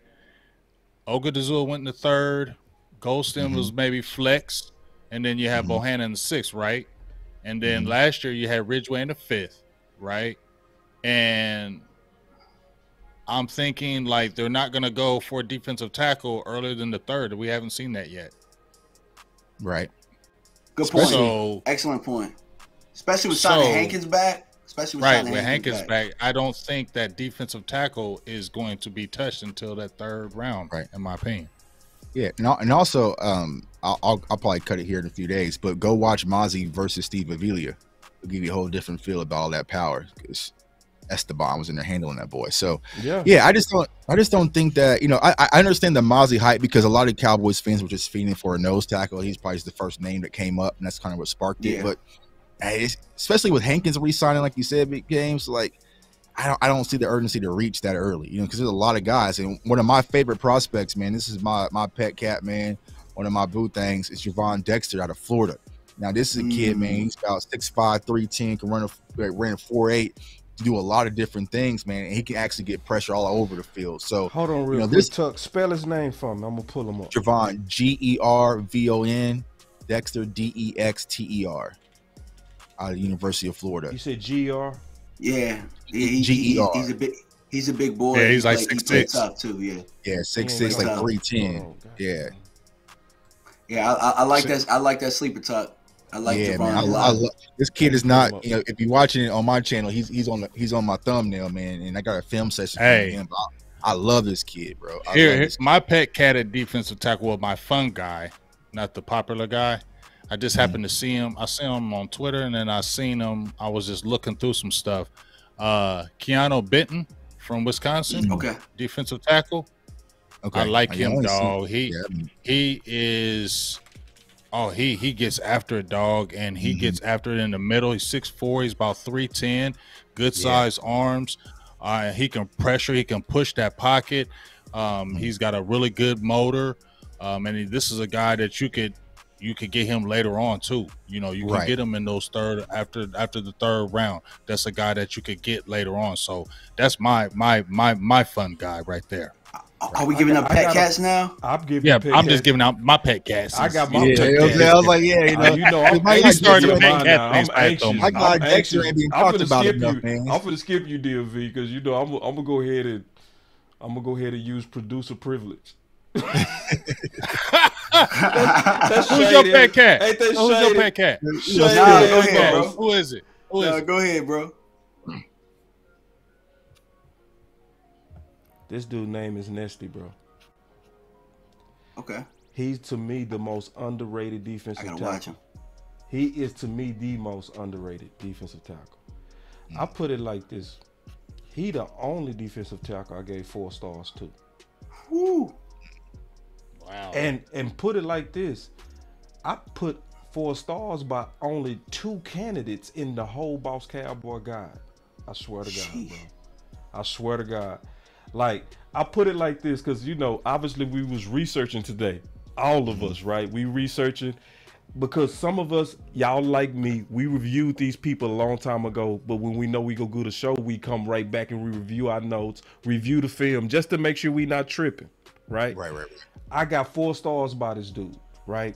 I went back and looked at it again. I said, damn, my eyes good, because I said I did not miss. I did not miss. You gotta check him out, bro. And this is the thing, the CBS has him so low to where it don't make sense. This dude motor is stupid. And I'm talking about Arizona State, or is he at Miami? He was at Miami and he transferred to Arizona State. Okay. I think his Miami tape bananas. His Arizona State tape bananas. I have no idea how he not a first rounder. I'm just being honest. I have no idea. I'm like, do you got some in your background that I don't know? You know what I'm saying? Check them out. Tell me, y'all let me know if I'm tripping. And I know y'all gonna be honest with me. I know y'all gonna tell me the truth. I need to go back and watch him, bro. Let me ask y'all this though. If we're talking about defensive tackle, we just re-signed Hankins, right? We lost Carlos Watkins. You still got Bohanna back. This is 3rd year. We always talk about, and now I understand about Bohanna, but we always still talk about big man. It takes him a little bit longer, right? Right. So this is going this 3rd year. You got Gallimore. You hear about him possibly being traded or whatever. Now we're talking about the defensive tackle. Are they going to go for a 0 or 1 over the nose, or are they going to go for somebody who's more like a 3 who can attack? I feel like it's more glad 3 you said that. 5. I'm glad you said that. I want a 1. And I think you still can get a 1. I think you can. Y'all want a 1? Y'all want a straight just 1? 1. That's what I want. Okay. I want both. Well, yeah. I want both. I think we can double up. Get Let's a 1 hear the case. Let's start. That's why I like the Benton kid. That's why I like the Benton dude. Let me go. From Let's Wisconsin, go around that. I Let's feel fight like that out. he does that. Let's fight that out. You first. I want to hear your case. Okay, so I had 2 pet cats because you skipped me in line. I was going to pick 2. I told you, man. Producer privilege. Yeah. So my pet cat is Adi Tamawa Adabare out of Northwestern, who they have him as an edge, but I think he's really a 3. I think he's really a 3. Guy with a crazy motor. If you watch his Ohio State tape, like normally Ohio State's line kill people. Like he was making the tackles. He was giving them hell. Like that was really good tape for him. He tore the combine up. Adi Tamawa. Good luck. Good luck with that one. Yeah, I'm about to say I sent it in the chat. I sent it in the chat in the second round grades that I have. ADETOMIWA ADEB. I found A. Okay. Yeah. When you watch his tape, boss, you're gonna love him. He plays strong point of attack. All of that, bro. Like, I mean, he 280, so he gonna be a 3. Yeah, I think he's a 3 personally. Okay, yeah, 3. But he's a tweener in between. So you know, I think he's more of a 3. But to talk about your 1, there's a guy that nobody's really talking about, but he had a hell of a Senior Bowl, had some really good tape. Zach Pickens out of South Carolina. He's hell, bro. He one of mine too, bro. Hell. Yep. He was giving everybody hell. Yeah. He a sleeper for me too. Yeah, I got him 4th on my sleeper list for DT. And there's also another guy. I think he met with the Cowboys today. Was Jay Quillen-Roy out of LSU. So he's another big fat nasty. So there's a lot of fat nasty nose tackles out there. Another one that I'm high on is Keandre Coburn out of Texas. He's just another big fat nasty nose tackle. Like I said, but now since we got him up. Let me put him up. Texas got another kid too. They got who's the other kid? Moro Jomo. Yeah, I kind of like his tape a little bit. He's kind of a fire hydrant. He's 73 on the CBS list. So yeah, Moro Jomo. Yeah, Moro Jomo's nice. He's more your run stopper. He has a high motor though. He's a technician. So yeah, I got 2 stars on him. Tuck. Okay, Moro. Yeah, I like Moro, man. I got 2 stars on both of them. I got 2 stars on both those Texas boys. So, see, that's what I mean, though. When we look at this draft, I mean, even defensive tackle, we can find somebody in them later rounds that you just mentioned. Tuck Roy, he's I like Roy, and they have that LSU connection. And Roy is starting to come up. If people are sleeping on him, he's starting to come up, dog. He's got a lot of good traits, a lot of athletic ability, strong at the point of attack. He's like coming up on boards, and people are sleeping on him. And I think he could be a sneaky pick if the Cowboys go after him as well. So I think the Cowboys could really work these defensive tackles, especially in those mid rounds. Right, not the reach. Real quick, they asking us about the hold on real quick. Let me pull it up. South Carolina, that's Zach Pickens. Z-A-C-C-H Pickens. Pickens. I got 2 stars by him. And my note says Zeke and Pickens is the first off the ball every time. Very good push at the point of attack. Occasionally he has struggled with double teams, but for the most part he held at the point. He looks like a younger version of Jonathan Hankins. He's more athletic though, like real talk, you know. Yeah, he's more athletic. He's more athletic. He's like 305, right? Yeah, right. And Hankins is like 340. Yeah. So just imagine the younger Hankins. If that don't get you excited, none will. Just be honest. But I don't think we touch a D tackle until the 3rd round. I'm with you. And it's looking like, from what we talking about, that it's some real good 3rd rounders. Obviously. You don't have to. And we ain't even bring up Aka yet, man. Not even 3rd rounders, just day 3 guys. You know what I'm saying? Like, there's guys we can this, bro. Like, if it come down to defensive tackle or tackle, stop playing. Stop playing. At 26? Nah, bro, I ain't doing this shit, dog. Yeah, we're not 26. No, hell no. You don't. Once you brought back Hankins, they probably weren't going to do it anyway. But once you brought down Hankins, that shut down the door for all that. Yeah. Right. And then check this out. I want to show y'all one more thing too, just about like Mozzie. You know what I'm saying? So this is the key thing that's why I want to pull up. I'm gonna still try to pull it up big because you raised this point. But I do understand Mozzie, because I could see, and I said this myself, you can see the explosion off of him. The power is crazy. I hate his motor. I can't stand it. But see, when you use the CBS guide, right, just to get a clue of where people should be, even if I like a player, sometimes it's about what's the best chance of me getting this player. This is what I mean. The Cowboys had Diggs and CeeDee Lamb rated around the same. But according to the CBS, they had CeeDee Lamb as a top 20. Diggs they had as a bottom 1st, 2nd round guy. So even though the Cowboys had them rated as equal in terms of their grade, their best chance of getting Diggs and CeeDee Lamb was to start with CeeDee Lamb and hope Diggs fall, and that's what happened. That same strategy happened with Sam Williams and Tolbert. You know what I mean? They had equal grades on Sam Williams and Tolbert, but Sam Williams, according to this type of list, was more than likely to be gone. That's what Big was talking about. So they picked Sam Williams and they gambled Tolbert. To me, that's what you do with a Mozzie, right? And let's say even if you lose Mozzie, look who graded right there with him. Right. See, I could. Yeah, it's others. You know what I'm saying? You know, obviously, I do think Mozzie is a better athlete, but I wouldn't be mad at that at the second. And that's your big nasty nose right there. Even though he's kind of a two down. I was gonna say, how you feel about his motor or his gas tank at least? I like it way better than Mozzie. Who? I agree with you. I was just asking the question for consistency. That's all. Yeah, I like his motor way better than Mozzie, and I really like him as a player better. I like him as a player. Yeah, he's a big nasty Samoan. Yeah, I like you need some Samoan. Samoan's always got motor. Yeah, he's gonna come in. He's gonna come in and do his job. I want a Samoan. Hey, y'all go Samoan. What's Samoan in the middle? Don't you see ever play hard? What? Right. I call that dude Baby Vita Vale, bro. I ain't you feel me? Yeah. They don't never play around. The Pecco, Yeah. So probably related to The Rock and Roman Reigns or something. But that's my point though. Like when you look around, like I can like a player, but shit, I don't want to reach for you. I don't.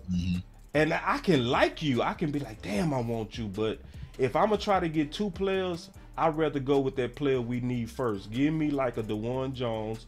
Give me a Broderick Jones. You know what I'm saying? And then I say, all right, let me take it. Because in my opinion, honestly, I would rather go tackle guard round 1, then go right back to the trenches in round 2 because of the type of talent that might be sitting there. You see what I'm saying? When you look at Saki, and then there's other DTs that's ranked around. Also, Thule's not being talked about enough. I mean, DMV talked about Thule Tupelota out of USC. So another Samoan man. You know what I'm saying? God, I love him, bro. Do his job, set his edge. You know what I'm saying? Yeah. Hey, look. Hey, y'all gonna look back at the list that I was putting out early.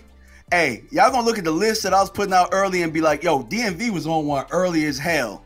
I like that. I like that list that you, the one that you DM'd us. No, that one too. But I was talking about the edge joint, which had Thule, had all them boys on there, bro. Like, that was a good ass list. Some tears. Yeah. It's a great D-line draft. Remember, I was telling you, boss, and you was like, "Oh, that's that." I was like, "No, the quality of the edges that are in here, it's not like the over the top, but the quality of edges that are here is good. Very, very good. Very good quality. Edge is good.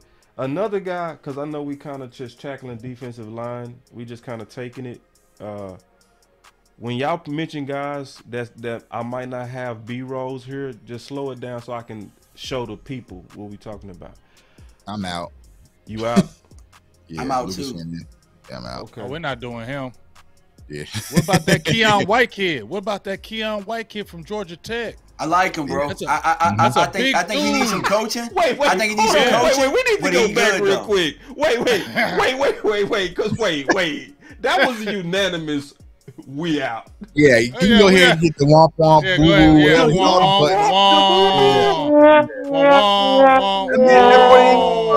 That boy even started Iowa, bro. He got bro. When I was watching Iowa tape and I couldn't find him, that was a red flag.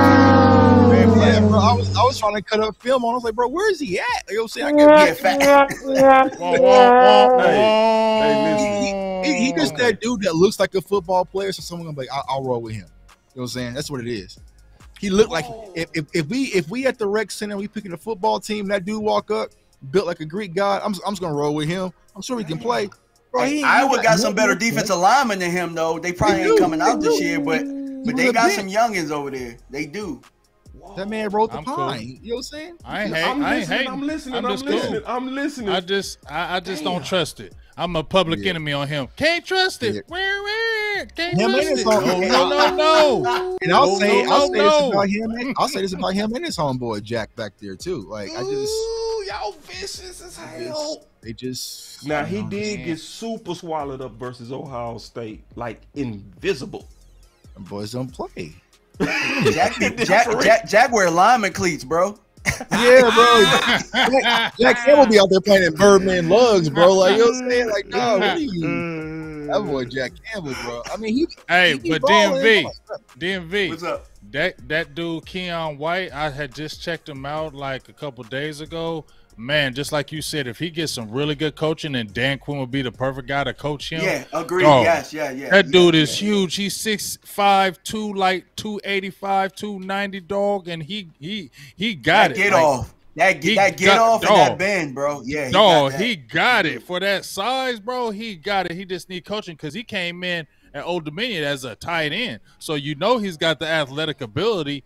Man, get some good coaching on him. He could be a player. Well, break down Keon White if you don't mind, Big. You know, break him down.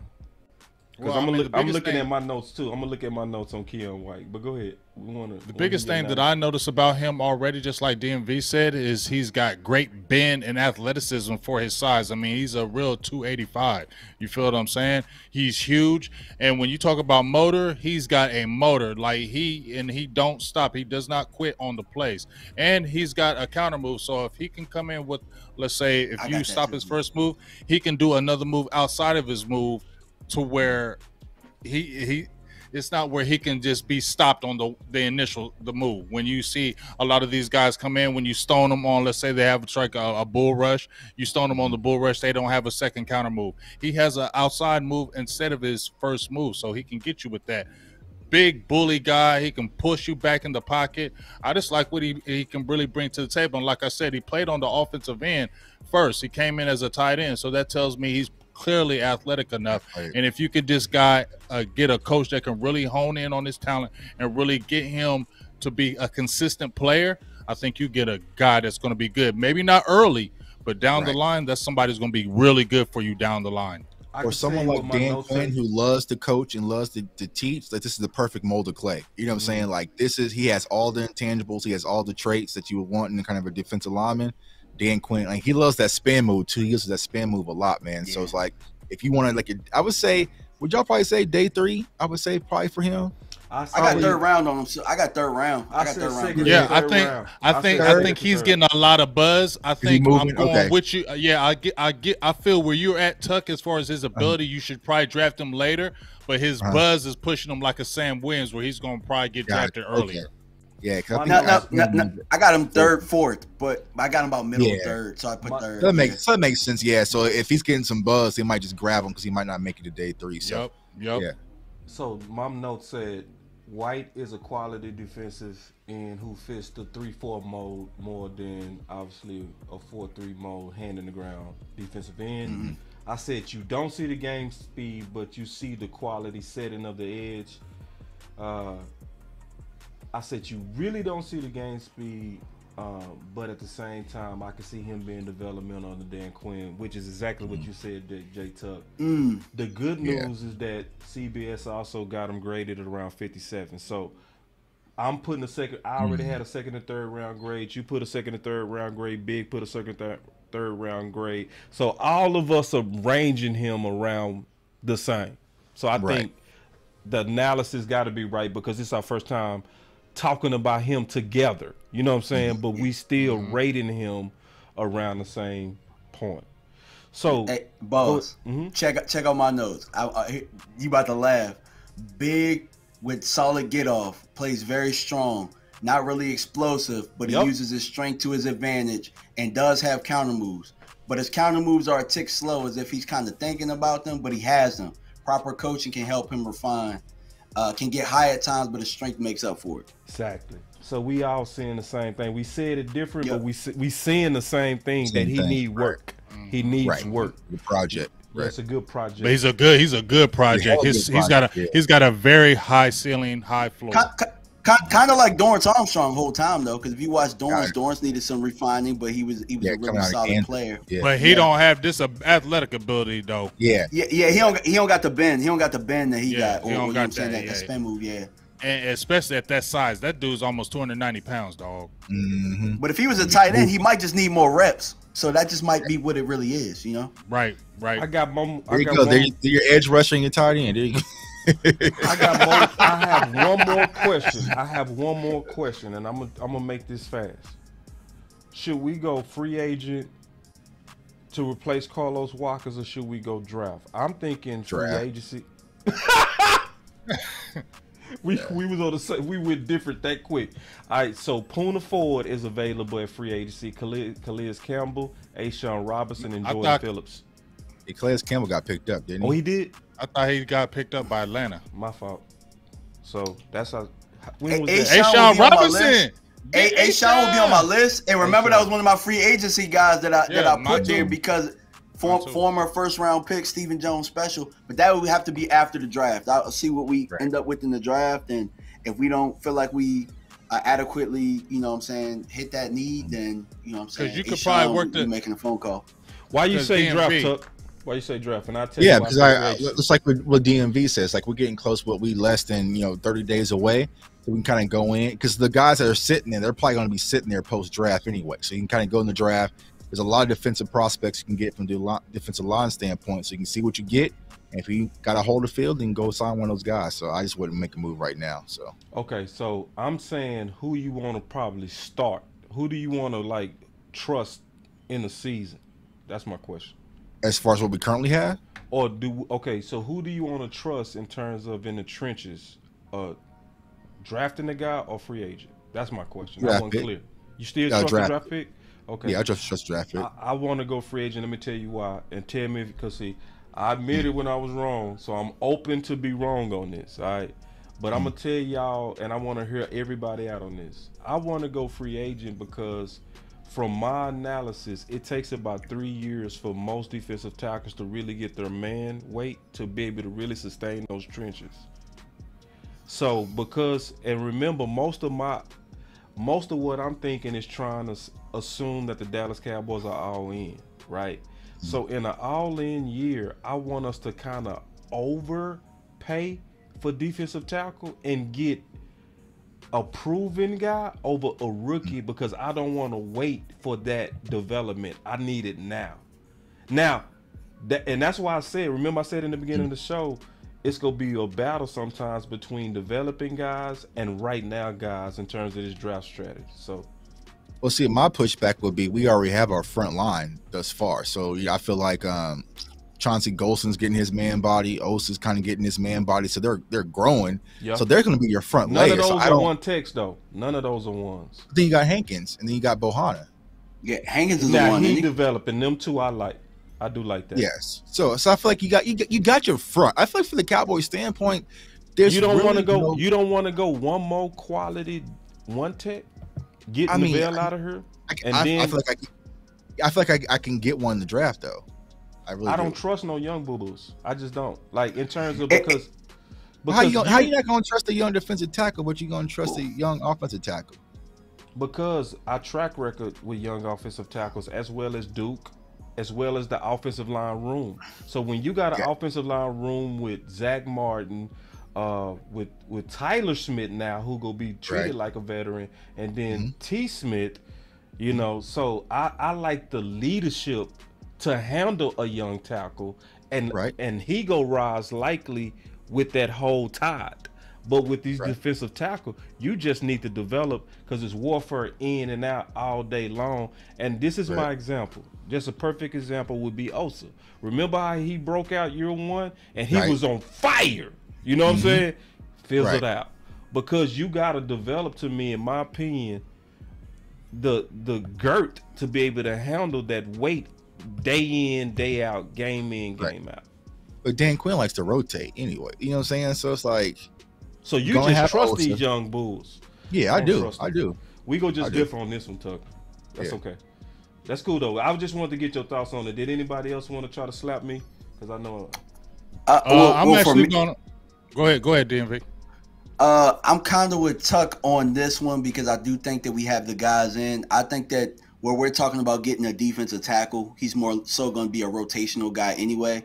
And if we're talking about getting a one technique, like we signed Hankins to a 1-year deal to where he's training that guy. So I don't really think any of these guys are going to come in here and start for where they're going to be drafted. If you're talking about drafting, I mean, if you're talking about starting day one, which I don't think they will. It's not even about if they start, D. I just don't want them to get their ass pushed whenever they get rotated. Well, you got to get pushed in order to learn. You have to. I don't want no learning. I don't want no learning. I want boys who've learned. I want like a Sean. I want a Jordan Phillips. I didn't know Campbell was gone, but I want somebody that's just sturdy. I do like Jordan Phillips. I love Jordan Phillips, as a matter of fact. Yeah. And I understand what you're saying. That's a veteran person that can play the 1 and the 3. You know what I mean? But understand this though about the market. So we talked about this on the phone earlier. If I sign you before the draft, your market and where you stand is a lot higher than after the draft. So let's put our Cowboys hats on for a second and think how they think. They're thinking, okay, draft them. Let's draft C, and then value drop. Cheaper. Right. I'm with that. I'm with that. Perfect. See, we compromising today. That's the fucking there we go. Right there, bro. That's what I'm talking about. All right, man. So we gonna get into these final words, because see, today we took a turn. We talked about defensive tackle, man, and defensive line. We threw it all together. I still want to hear the OC's case on Andrew Carter. So for everybody that's just rocking with us on this show, I want to hear the case. I still want. Wait. He look like. Hey, my man look like. He look like basketball. He look like football. Now. He look like football. Juwan Howard. Wait, for real. Wait. He needs some milk. You can't handle the truth. So. Yeah, I want to hear the case. But most of us got concerns on their strength, and he gonna have to make his case. So I can't wait to hear this. You know, he's celebrating his anniversary all week. We all understand that. The misses go always come first. We get that. So whenever the OC comes back from his vacation, he might take the month off. Who knows how long love takes? Who cares? We got this if he don't come back. But we want you back, dog, because you gotta defend this, dog. We waiting. We are waiting, dog. So anyway, so I want to hear from that. But getting into the final words, man, I'm gonna go ahead and kick it off.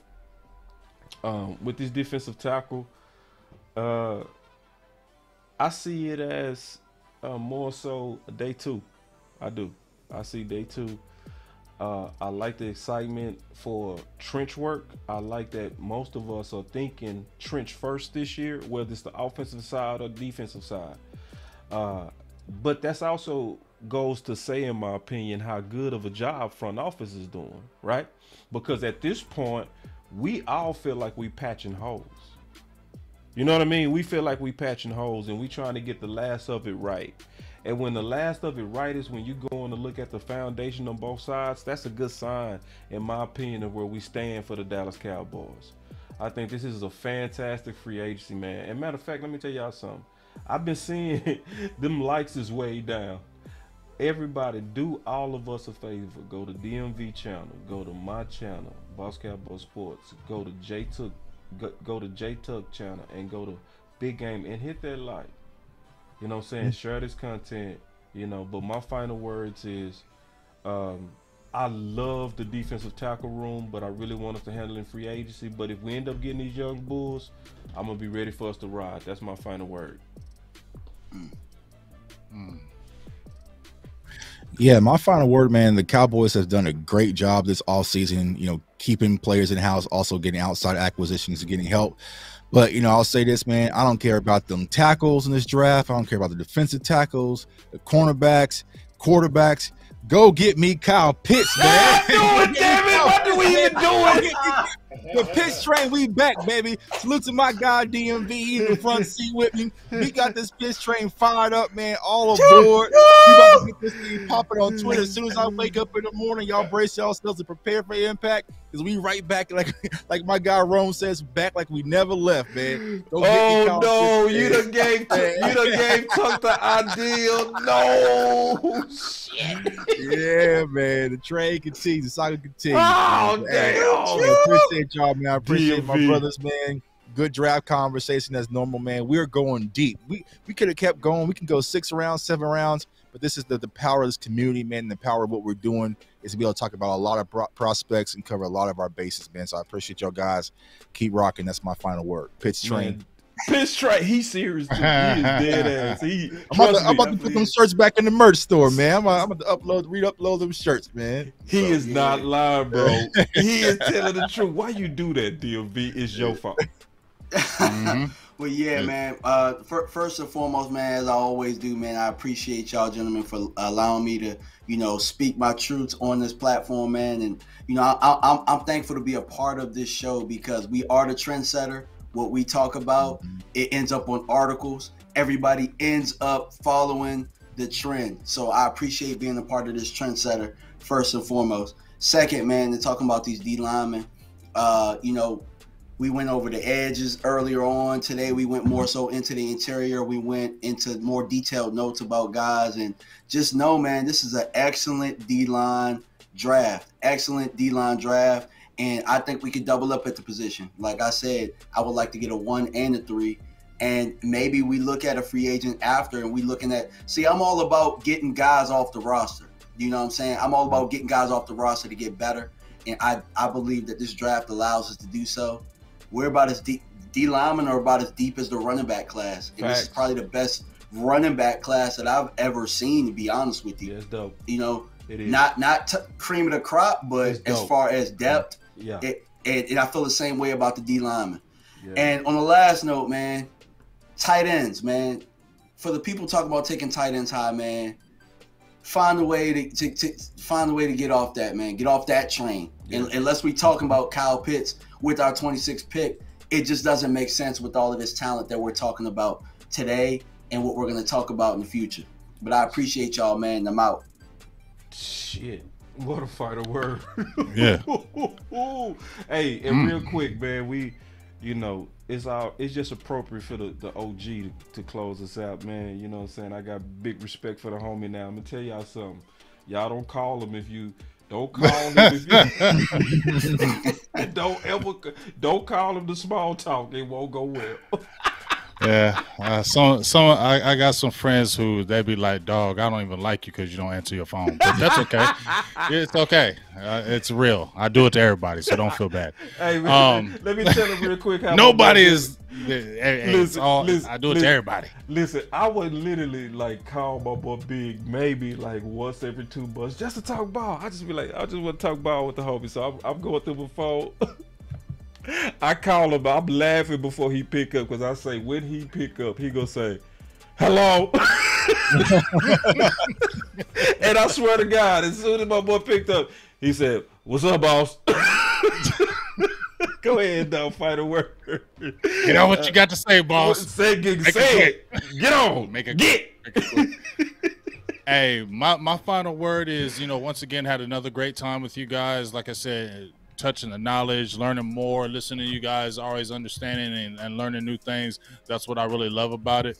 But, you know, what I really feel about, you know, when you're talking about the defensive tackle position and just the positions as a whole, Dallas is going to have a good draft. I feel it. They're going to have another good draft. They've been having, you know, really good drafts, you know, the last few, especially with Mike McCarthy.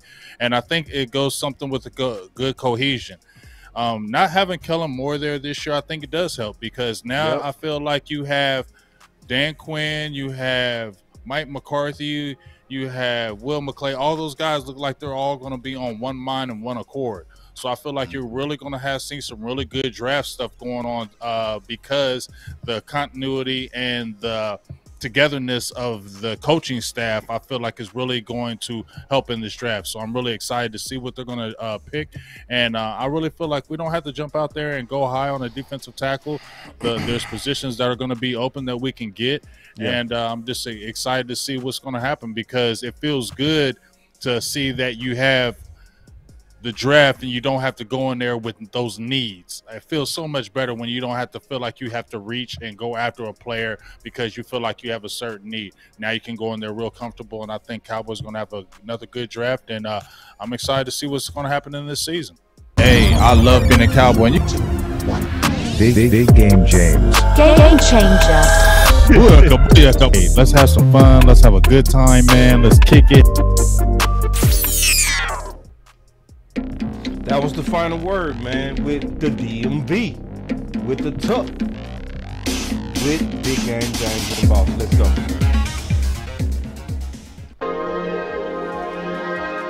Yeah, I just wanna run it up. Can we check or something? I've been really in the field, let up, yeah. Good show, fellas.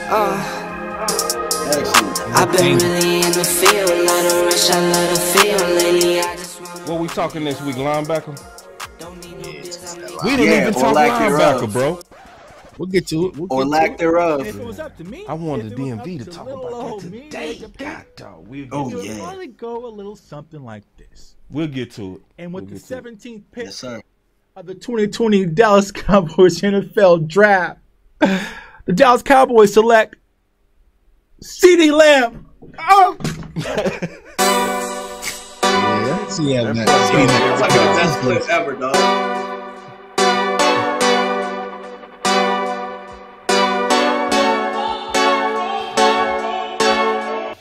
I will move down.